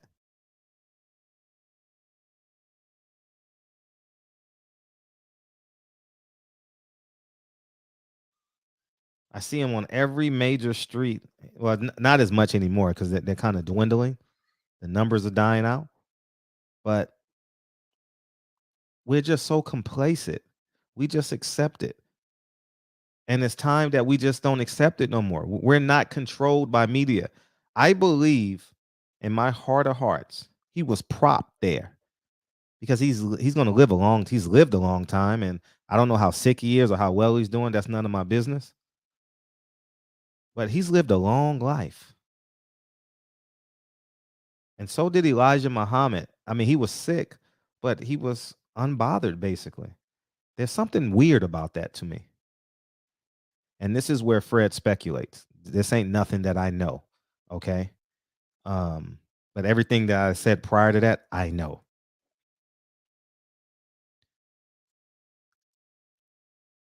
They were propped up.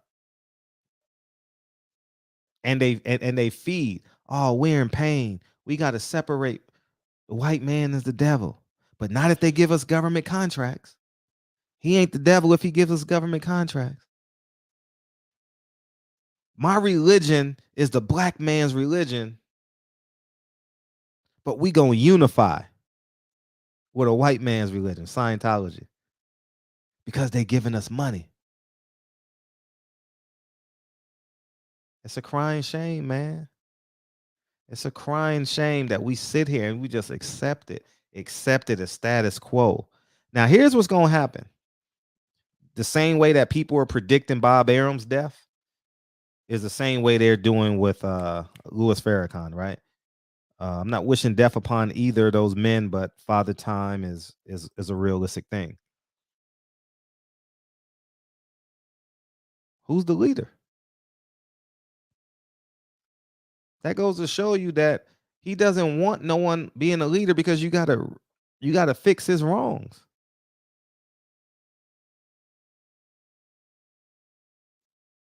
The NOI is a cult. It's a big time cult. And we should acknowledge it as such. If it's a nation, why do they got to go outside the nation and get a job? Just like you're wealth building with your last name, the nation should be wealth building. The nation should be a city by now. It should be nation cities all over America by now.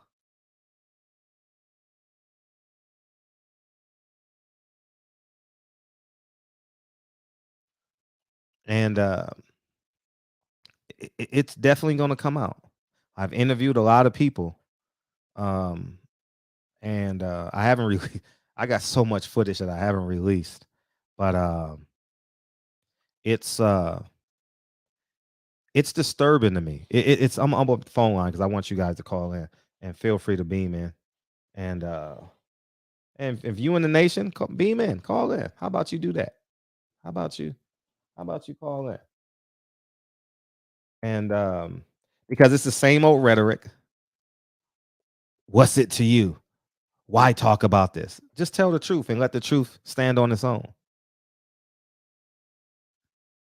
Covering up lies. And then they're going to say, it's old news. Well, so is slavery. 951, what's up? What's happening, Fred? Hey, what's poppin'? So I'm not in the nation. Yeah, I'm not in the nation, but I have been following Farrakhan for quite some time. You know, and watching the video, my perspective is, you know, about him having women. It's like, be fruitful, right? If everyone's of age, what difference does it matters if he's having all these women, you know, getting pregnant? He's a rich man, as long as you can take care of them kids. And I think it's better than the other side of the spectrum, where you have all these black people going to the abortion clinic. Was it $300,000 or $300,000 a year? So I mean, just going off the video, man, you know, he has respect in the black community. He speaks up on current issues, and to be honest, I would rather go to a mosque than one of these mega churches. You know, and as far as Elijah Muhammad, you know, I don't deal with, if it's true, anyone dealing with younger kids, you know, I'm not into that, you know, so I don't really care too much for Elijah Muhammad, you know, if everything is true. And yeah, I mean, that pretty much, you know, Farrakhan, whether he's an agent or not, is not to tell. I know a big thing was him being involved in Malcolm's death. And I would say this, if you're a part of a organization, a cult, a gang, a religious group, and you're inside that group, and if you start speaking out against it, it's not uncommon for death threats to follow that, right? What I don't believe, you know, I have no evidence that Farrakhan has something to do with it, but I also believe Malcolm didn't have that protection of the NLI to stop it, you know, if the government was involved, which I've seen some documentaries saying the government was involved. So what you're saying is you're a man that lacks integrity. I'm not. What makes you think I lack integrity? Because a man can say one thing and do another. And claim his allegiance as the closest thing to God. Well, that's the religious aspect. I'm not from the nation. I'm going off of, you know, just how he's presented in the community. You know, he speaks on current issues, because I'm not, you know, I'm spiritual, but I do listen to a lot of the members of Nation of Islam, like Reza Islam, and there's a guy in the UK that goes by Leo Muhammad, powerful brother. I listen to him, and he say things like, you know, I remember one thing he was saying. He's like, when someone's proficient in the piano, they are a pianist. When someone's proficient in science, they are a scientist. When one loves his race, he is a racist. But why does that have to be in the negative? He say things like, when it talks about other religions, 3 plus, my mom taught me 3 plus 4 is 7. His mom, 2 plus 5 is 7. His mom, 1 plus 6. So he's saying we might be on different journeys, but it's heading to the same destination. So I get that from them. But a lot of these mega churches, I can't follow them, because it seems like they're what you saying is an agent. So you have selective morality. You're not a man that walks with true integrity. You walk with when integrity is convenient for you, because you're not saying you're a man. The characteristics of a man is different for you. The characteristics of a man is different for you, and the characteristics of a man is different for you. And you are part of the problem in, let's say, black men. You are the problem, because you can look at Farrakhan and say, I'm not going to hold you accountable to what you tell us to believe in. This ain't me picking on him. This is me responding to the man that he projects himself to be to us. So, Okay, so but no, there's yeah, no go ahead. but. Go ahead. It's no but. It's really, that's just it. That's just it. You have an alliance, an allegiance to Farrakhan because he inspired you to do something. It's not an allegiance because I'm not. Well, I'm you're not following the religion. You're compromising you're compromising your integrity to validate a man that's lying to your face. Okay, let me explain this. It don't have to explain. You don't have to explain. No, you don't have to explain. You said enough. My integrity. 100%. 100%. So look, I go to work every day. Well, Monday through Friday. I don't know. It's not about your work. It's about your integrity because you're changing the rules for a man that's lying to every black man in the world. What rules am I changing? I'm just saying he talks about current issues, about the women's situation. So does Donna Lemon. So does Donna Lemon. Donna Lemon does too. Anderson Cooper does too. So do I. So how am I? So does every person in the chat. So does every person in the chat. They're commenting on public views. So does Jesse Lee Peterson. So does Charleston White. So does people in the LDBC, new media, old media, CNN, Fox, MSNBC. Okay, so where is he so do leading? Yeah. So where is he leading black people the wrong way?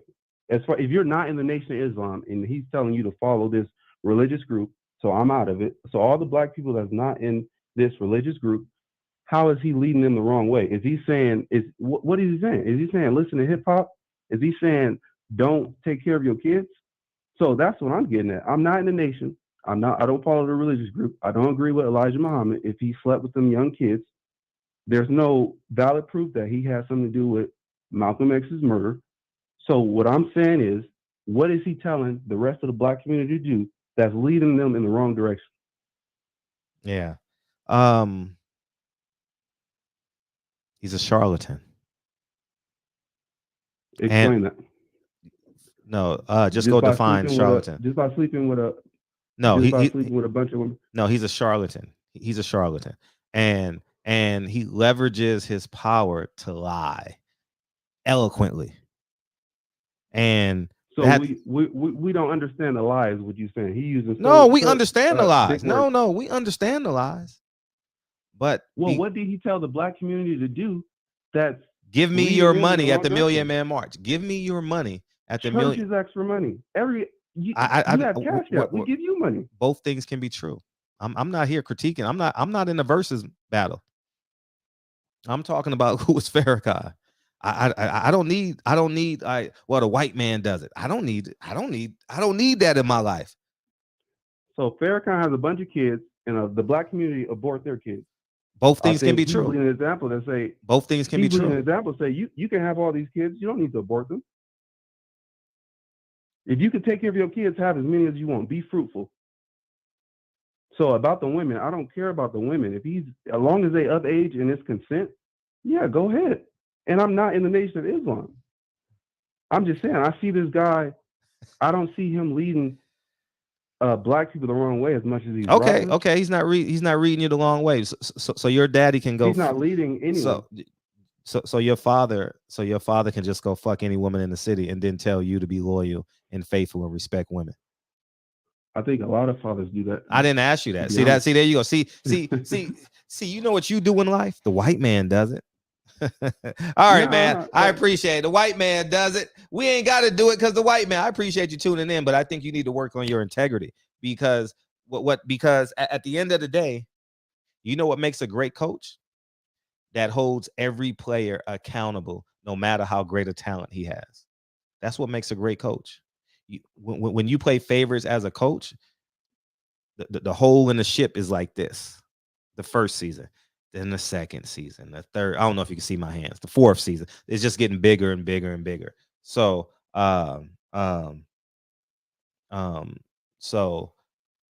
he's lying to the people, and I appreciate you calling in. And I think that you can be duped, and that's why black people believe in Farrakhan, Sharpton, Jesse Jackson, Obama, and we still ain't got nothing. We still in Chicago is still the highest crime. I appreciate you. I won't hang up on you, but I appreciate you. Chicago is the the highest crime rate in America is urban Chicago. And every black leader outside of Al Sharpton lives in Hyde Park. Think about that. Put that in perspective. Obama, Jesse Jackson, Oprah Winfrey, Michael Jordan, Farrakhan. They all live in that Hyde Park area or roundabout, whatever it is. And Chicago got the highest crime rate. We got the highest concentration of billionaires in a few square miles in Chicago. And we still don't have a nation. I know. This is feel free to call in. Feel free to beam in if you like. And I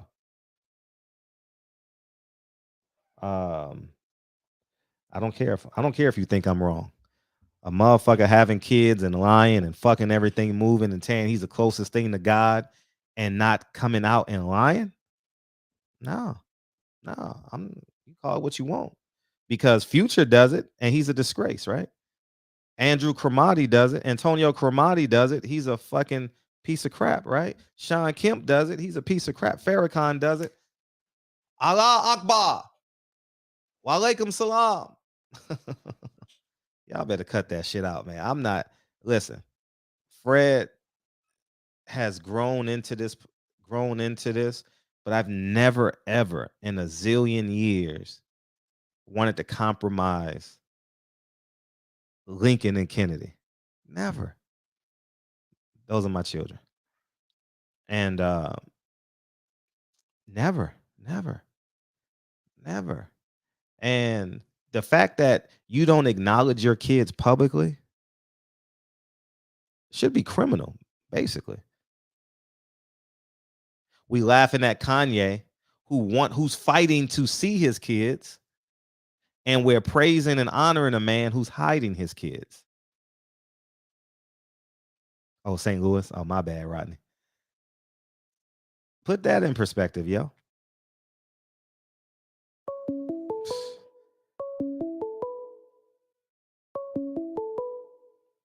$831, what's up? Yeah, back again, Fred. Hey, feel free. Ask the question. Mm-hmm. You have proof of that? You have proof? I heard it. I heard Farrakhan. I didn't. Yeah, I heard it. It was in a meeting. I heard it. Yeah, I heard the audio. He's got multiple kids. You know exactly what he said? I heard the audio. He was telling the Nation of Islam about damn, it was a year and a half ago. It was basically saying that he has kids and he was fulfilling a prophecy and he was basically fixing it. He was basically fixing it. Yeah. I heard like 2 minutes of it. And he's got kids. Kids he has. Yeah, he has kids with Rahman's daughter. Rahman is the man that brought Muhammad Ali. I don't have the audio because I promised the guy I wouldn't record it. And I said, okay, I won't record. He said, you want to hear something? I said, yeah. And he played it. Yeah, if there's anyone listening that is from the Nation of Islam and they have they can't come on because they can't lie publicly. They can't say. I challenge any Nation of Islam member to call in and do it and challenge me on this and comment on that. I challenge anybody. I challenge any Nation of Islam member. Any. You could be 85, 75, 65, 55. I challenge you. Come on here and call me a liar. Okay, I've never heard that before. No, it was a private meeting, and you know who else has the clipping? Lance Shabazz has the audio. Okay, yeah, I've never heard that before. Yeah, never heard that he had other kids besides the ones that he has with Khadijah? His wife. No, he has multiple. Okay, hey, here's one thing too, man. It's another topic. You know what are you doing? Are you buying real estate right now? Are you? Yeah. Are you just holding your? I'm buying. Are you holding your? Both. You buying? Yes. I mean, even with the real estate prices being so high. Yeah, I'll be done with the deal in the next 60 days, be honest with you. Wow. Are you doing commercial real estate or all residential? The above? All the above. I'll share it with you guys and when it's done. It's yeah, that's what. Well, here's the thing. Uh-huh. One of the reasons why I'm not buying right now is because the rates are so high. The price of the real estate right now is extremely high. Like right before, like it was back in. Not to try to change the subject, just real quick. When it was before 2006, 2008, when the market crashed. I bought some property back in 2006.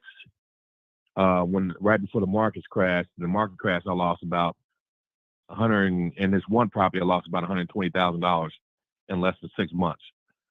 So right now the market's kind of on a balloon where it's the prices are very high, and I'm assuming that eventually the market's going to crash, and everything you buy now is going to be upside down.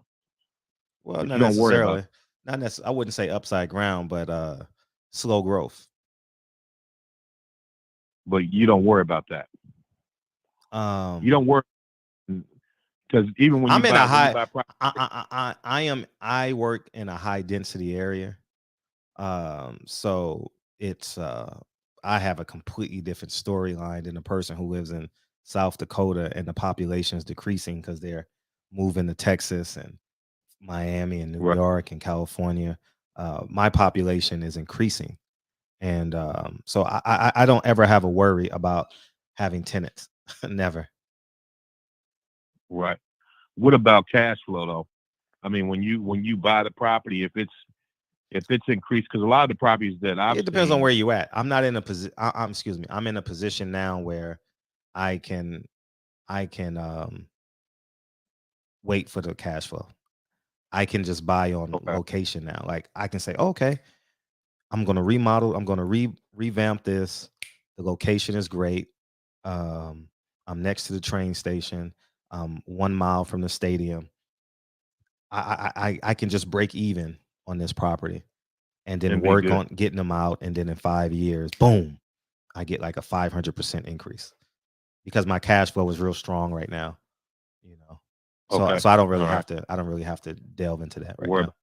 I had to have that when I first started. I needed cash. So I had to pay the mortgage, the water, like the outdoor electricity, stuff like that, the gardening. So I needed cash flow for the properties. But now I can just be patient. Yeah. Okay. All right. Sounds good. Got to start somewhere, huh? Yeah, got to start somewhere. So, congratulations. Getting into it. Would you recommend getting to it at this particular time, or you recommend? It's always the time. It's always the right time to buy. Really? Okay. Hell yeah. Always. All right. Appreciate it. Oh, thank you, dog. Yeah. Thank you. Yeah. All right. See, I'm waiting on the Nation of Islam member to call him, but the only justification is I'm an agent. Okay. I'm going to say I agree. I'm an agent. Now what? So we don't have to have that discussion. Oh, I'm an agent. 100%. I'm an agent. 202. What's up? April 9th, niggas. April 9th, niggas.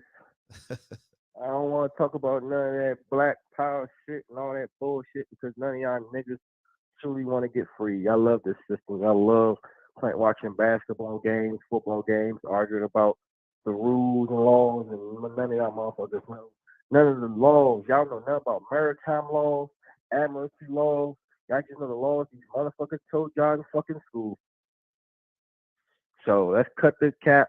Stop talking about the Oscars, the same Oscars y'all wanted to boycott a couple years ago. That shit.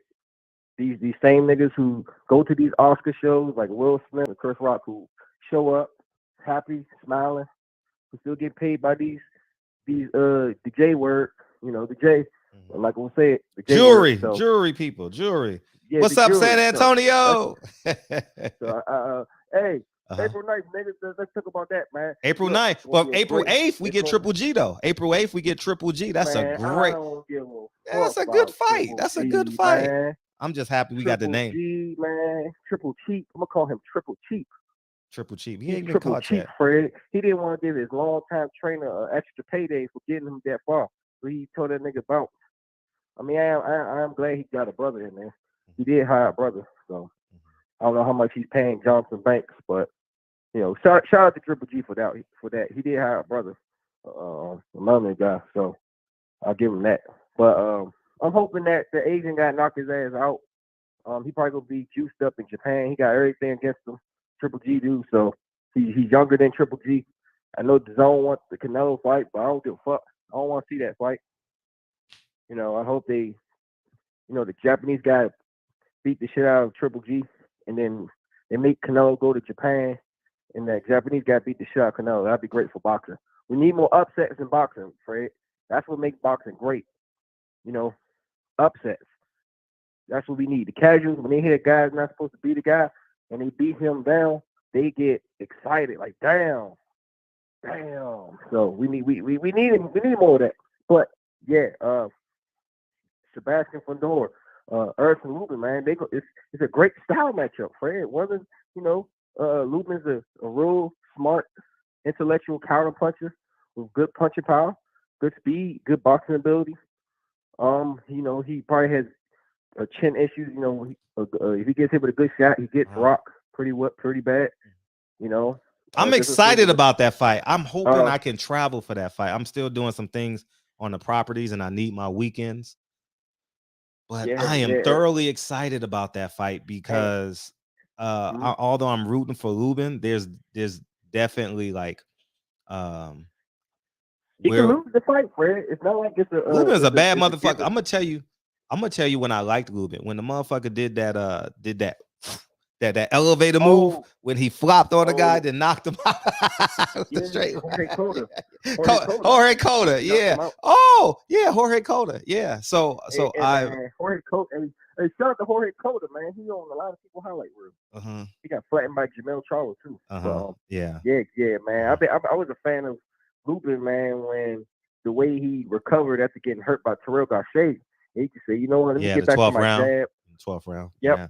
He just got back to his jab and his work, and as well as Rosario. Yeah. He got rocked by Rosario, man. I like his resolve. He gets hurt, he recognizes, all right, he hit me with that left hand. I'm gonna take it out. I'm gonna take out that left hand by throwing straight right to the body, or he hits me with a left hook. So I'm gonna come with my own left hook. So, I like his ring IQ. It's just the chin, man. 154-pound division, man. Look, it's not a safe place. Anybody. It's never been. It's never been. Anybody can get beat. All those guys fight each other. Look, Fundora versus Lubin, Fred, it's going to be about whoever makes the biggest mistake first. Whoever. And Fundora makes way more mistakes, but that's a big dude. It's like he gets away with that shit. No one really can put him down and out. Lubin probably is the hardest puncher Fundora has fought, in my opinion. So, it's gonna be interesting to see how Lubin can measure and get that overhand left, because it's gonna be an overhand left. He's not gonna be able to land a straight shot because that dude is so tall. It's going to be overhand or uppercut. So, has Lubin ever been in a fight where he had to fight in the inside? Anybody in the chat? No. If you ever seen him fight, but somebody forced him to fight on the inside? Well, he's gonna be forced to fight on the inside because the guy covers a lot of ground in the ring. So he's gonna have to spot. He's gonna have to fight on the inside, and hopefully it's not against the ropes, because that man becomes 7 feet tall when he's on the ropes. Well, the thing about Fundora, man, when he get on the rope, it's like he smothers his work a lot as well. It's like he's like Sean Porter. Sean Porter, man, it's sad, man. It's sad what his father did to him. He could have been much better with someone else. But he smothers his work. Yeah, he smothers a lot. That's why he almost lost to Jamonte Clark. He was smothering a lot of his work, and Clark was landing a lot of effective clean shots. Right. When he fought the Spaniard Sergio Garcia, who's actually fighting Tony Harrison on the other card, he was smothering his work with inside and was getting caught with left hand. So I'm sure Coach Cunningham saw that last fight when they fought Sergio Garcia and saw how many left hands he took. So it's a great opportunity for both men to fight the winner, Charlo Castaño. I know people talking about the other kid, Tim Tszyu. Yeah. Tim Tszyu. Yeah, you saw him fight? Yeah, I saw it. Yeah, I wasn't impressed, man. He's a robot. He's a robot. Yeah. He needs to get with an American trainer, leave them Aussie trainers. Yeah. He fast. fast, quick, in a hurry. Now, he needs to get with Jerome Booth and his trainer in Philly, somebody, because he don't get knocked out fucking with Castano or Charlo. Right. He may be able to beat somebody who don't got a good chin, though. Somebody who got a good chin, he could probably beat, but good God, that's a robot. Right. That's a fucking transformer. But yeah, let's talk about the Tony Harrison fight, man. Which Tony Harrison you think is going to show up against Sergio Garcia? That's the guy who gave Fedor a real tough fight. Yeah, we'll see. We'll see what I forgot to call Tony Harrison. It may be too late next week, but damn. Yeah, he's in the zone right now. Damn. Zone time. I'm supposed to have Donald Curry on this week. I don't want to have two guests on. So he's making that weight for it. You gotta make that weight. Yeah, I'll leave him alone. Yeah. Tony Harrison, man, he in my opinion, between him and J-Rock, got the best boxing ability where they can just box anyone. Right. It's just their chin and their focus, especially for Harrison, man. I think he could be anybody if the Harrison that showed up in that Jamel Charlo 2 fight. Mm-hmm. That was man, he was just on it, man. He was in a different zone. Right. But he just had way too much fun. Right. And that's what cost him the fight. Right. You know, a lot of people don't know about Sergio Garcia, but I think that's a tougher fight than a lot of people will admit. He showed a lot against Fedor. He exposed a lot of Fedor's holes. He's a sneaky, crafty southpaw who throws a lot of punches. He doesn't really hit hard, Fred, but what he makes up from power, he makes it with speed and volume. So he overwhelms you. Mm-hmm. And he likes to mix it up. So Harrison's going to, probably fight off the back foot and just counter him with jabs to the body and the head and look for that right hand. Right. So it's a good card. Got a good main event, good co-main event. I'm excited. You gonna be at the fight or you just gonna? I want to. I definitely want to. I'm just doing so much right now. I'm levying so much in my life right now. It's gonna be real challenging, but I probably can do the same thing. Anyways, get out of here. I got H money in here. Shout out Devin Haney. Get out of here. Peace. What's up, H? Kevin Brower. This motherfucker stand for anything. Play the song respectfully. Yeah, I should have played the song. What's up, man? It's Haney time. It's Haney time. Haney. Undisputed. What's up with it? Yeah. What's up with it? Devin Haney got the fight. I thought Devin Haney wasn't going to get the fight. What happened, Kyle? What happened? Will Smith looking ass nigga? What happened, nigga? You know what I'm saying? What's going on, Fred? It's Haney time. Undisputed. Could you say that with me? Let's say undisputed. Undisputed. Yeah. Can we say history? History in the making. The youngest undisputed champion in the history of boxing. I told you Devin Haney was the best. When I first came to this channel, I came to this channel for Devin Haney. That's why I came here, for Devin Haney. You see why? Do you see why now? Do you see why? Yeah, the haters mad now. If they mad, make them matter. Rest in peace to Young Dolph. That's what Young Dolph said. If they mad, you know what, Fred? You got to make them matter. You know what I'm saying? In this case, Devin Haney, his pocket's going to get fatter. You know, we talking clumps. We talking Nutty Professor. You know what I'm saying? Hey, Fred, legacy. Say it 3 times for me. Legacy. Absolutely, Fred. Devin Haney, he took less money. You know what I'm saying? He took a low ball offer.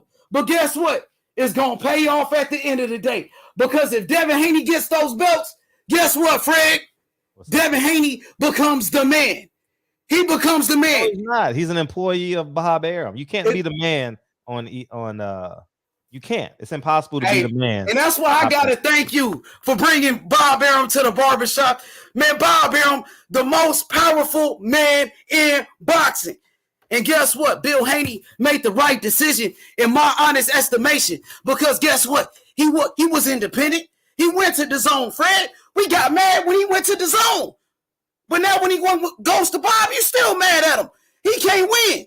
Mm-hmm. But guess what? He going to win those belts. He going to go down in the history books because Devin Haney, he came into boxing for the legacy. He wanted to be a great champion. He wasn't in it for Adrian Broner and Tank Davis for the money. And I love Tank Davis. I got a lot of love for that brother Tank Davis. Free Tank Davis. You hear me, Fred? Free Tank Davis. You understand me? Mm-hmm. But Fred, guess what? Devin Haney, he going for the legacy. He doing business with Bob Arum. He on the right side of the street now, Fred. He on the right side of the street. He is. You laughing, but he is, because he gonna get all the big fights. He gonna get that Lomachenko fight. No, he ain't. Yes, he is. Lomachenko on the third fight, Fred. Man, cut it out. Yes, he is. He down with Bob Arum now. Now Bob gonna get him the fights. At first, Bob Arum said, you signed with the wrong promoter. That's why you didn't get Loma. Now he's with Bob. He gonna get Loma. He gonna get the Teofimo Lopez fight. And he got George Kambosos. He got the best fight. Kambosos can't fuck with Devin Haney. And you know it. You know he can't beat him. I'm rooting for Devin. The fight. I mean, you know Devin Haney gonna beat his motherfucking ass. You know that. Just like he was going to do your boy Gary Russell. Now look at Gary Russell. Gary Russell got his ass whooped by Mark Magsayo. He got his ass whooped by Mark Magsayo, and Devin Haney going for undisputed. Now what? Last year they was laughing at Devin Haney. Now Devin Haney laughing at you. Because he going for the belts and he going for the legacy. Devin Haney going to be up there with Canelo. He going to be up there with Floyd Mayweather. Floyd Mayweather, he never was undisputed. Devin Haney gonna be up there with Sugar Ray Leonard, like I told you a year ago, and y'all laughed at me. Let's go, Haney, Haney, Haney, Haney. It's Haney time. Let's go. We in the motherfucking barbershop in this motherfucker, and we celebrating. Yeah, what's up with it? What's up with it? We want all the smoke. It's Haney time, Devin Haney. Hey, shout out to George Kambosos making it happen. Shout out to Bob Arum and Top Rank for giving Devin Haney an opportunity. A young black kid from Oakland, California. From Oakland. You know what I'm saying? Oakland, California. You know what's up, Fred? You know what time it is. Kambosos in trouble. He in trouble, Fred. And they can do whatever they want to do. Yeah, it's a black and white fight. Yeah, Devin Haney said no white boy can beat him. Yeah, he said that. What's up, Fred? We're standing 10 toes down. Australia. Devin Haney going for the greatness. This is the Muhammad Ali moment when Muhammad Ali went to Africa. This is what Devin Haney. This is what the greatness is all about. This is what Bill Haney. So you on the side now. So you rolling with the Haney. Let's go. Oh, you want to turn two black men against each other. You want to turn me against Bill Haney now. Or do you and Bill Haney do this when they instigate shit? You want to? Yeah, that's not cool. That's not cool. Bill Haney, my brother, gave me an opportunity. I love Bill Haney. Okay. I love Bill Haney. Okay. That's my Muslim brother. I'm with Haney. Let's go. Who you with? You with Kambosos or you with Haney, Fred? Who you with? Oh, I got Haney. All right, I'm just checking. We got to check your temperature. It's Haney time. Let me hear that. Say Haney, Haney, Haney. Let me Haney, get that. Haney. Let's go. Haney time. Let's go. For real. Hey, Fred, I'm gone, bro. Holla at me. Appreciate you, dog. Oh, man. Damn, where are you, man? I blocked you by accident, dog. My bad. Damn. Yeah, it's Haney, man. You know what I mean? You got anybody else want to be, man? Or should we just wind down? I fucking hit the wrong button on Kyle. My bad, Kyle. I don't know how to fix it. I got to figure out how to fix it after the show. I hit the wrong button on him. But anyways, man. Yeah, see Kyle coming in after the smoke. You see Kyle? Hey, Kyle. I see you. You want to be the 50-50 man. Anyways, man. Yeah, man. It's a big fight. It's a big fight for him. I don't agree with how he got the fight. I don't walk into a meeting with no promoter and walk out with two. Just simply how I do things. I'm not giving no one a piece of the pie that I actually bake myself. And truth be told, I don't care if you with Al Heyman, Eddie Hearn, Bob Arum. You're not a boss if you're not independent. And the Haneys now have two bosses. You can call it what you want. Yeah, my bad. I don't know how to unblock it. I got to figure that out. Let me see. Let me see if I can do that.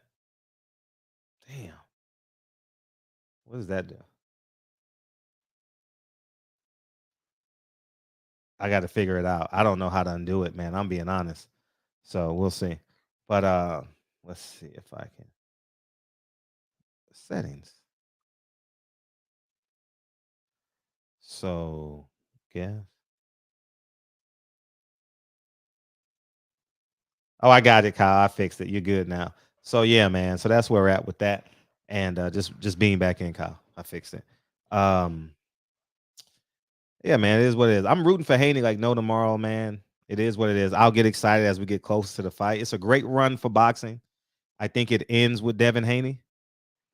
I don't know. No, it ends with the 175-pound unification. It ends with that. And I just want y'all to keep the same energy.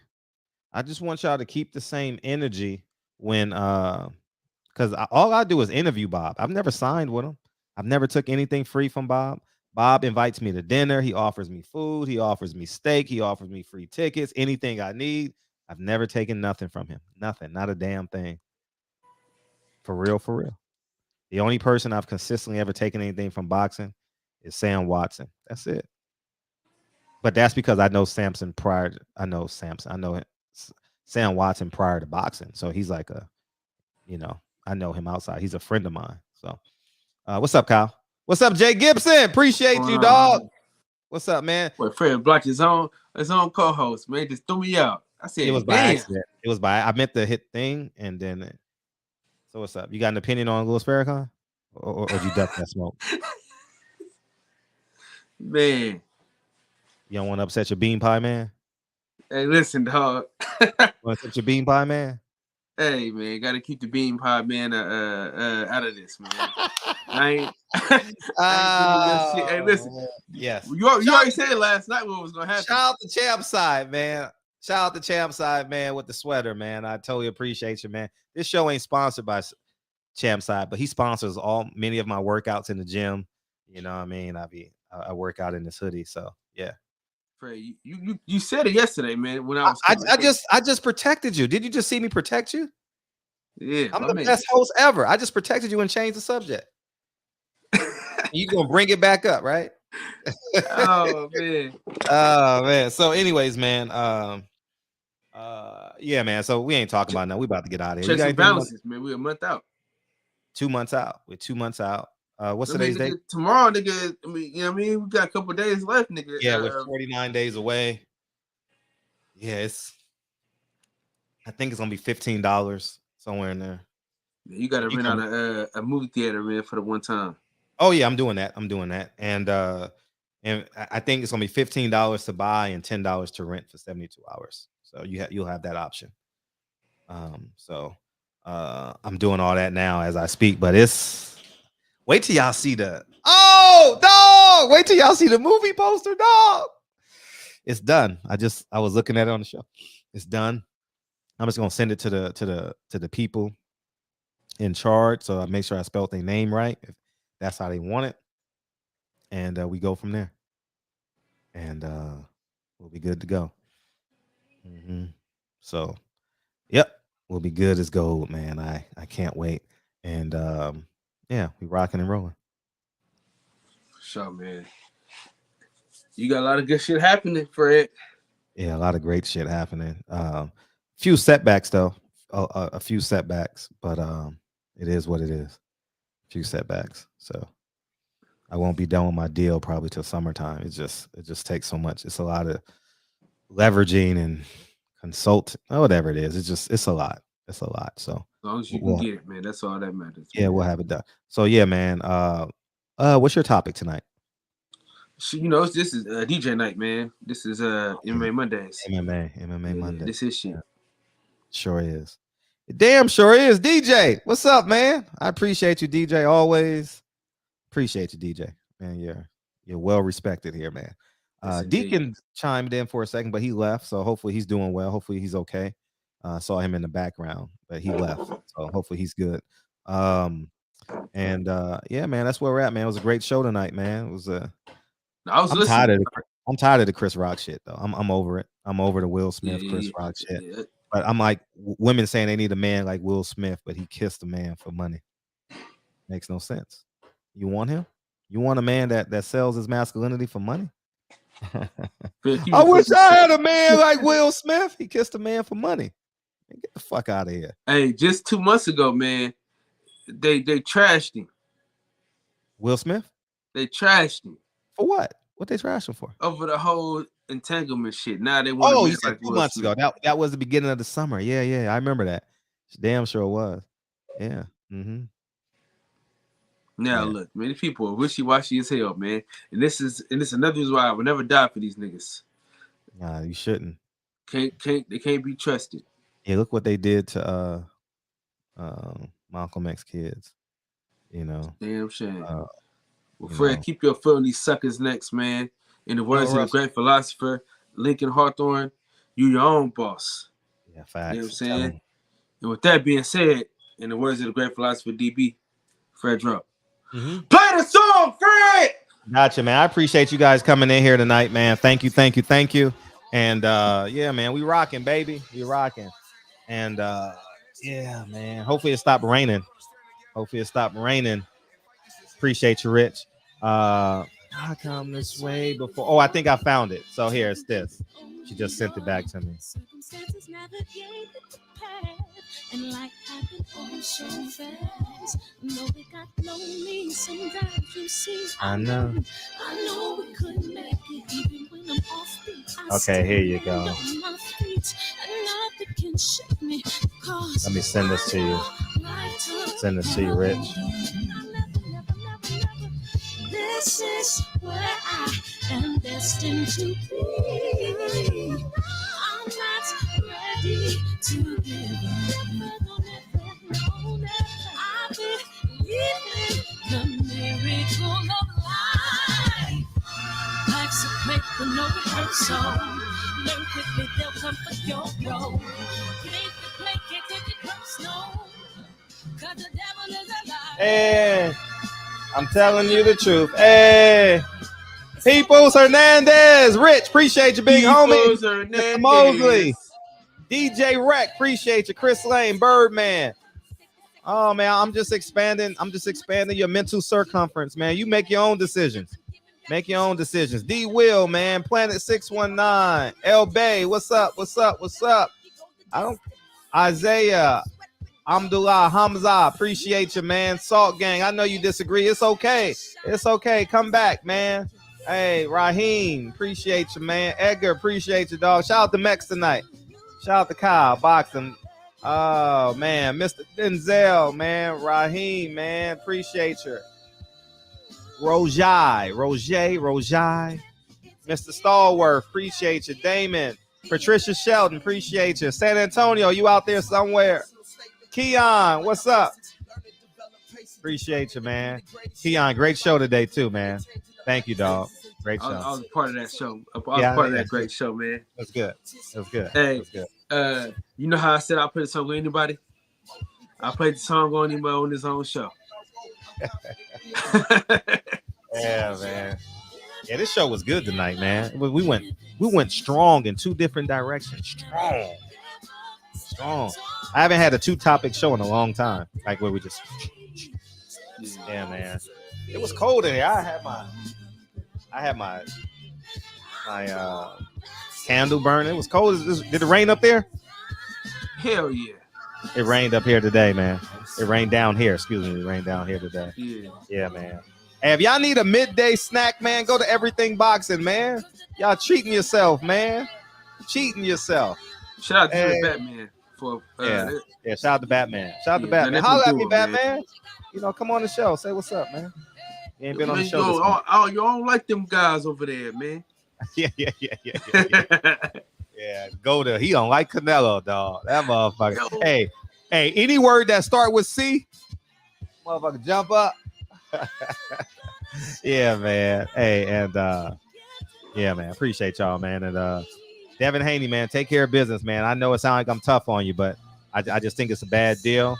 And I do want you to win badly. I for real. I don't need this. I don't want him to lose. None of that shit. Fred ain't no secret hater. Nah, I just say what I feel, you know. And I'm just a big brother, you know, that lives in Wyoming that don't give a fuck about city life. You know what I mean? Love y'all, man. Appreciate you.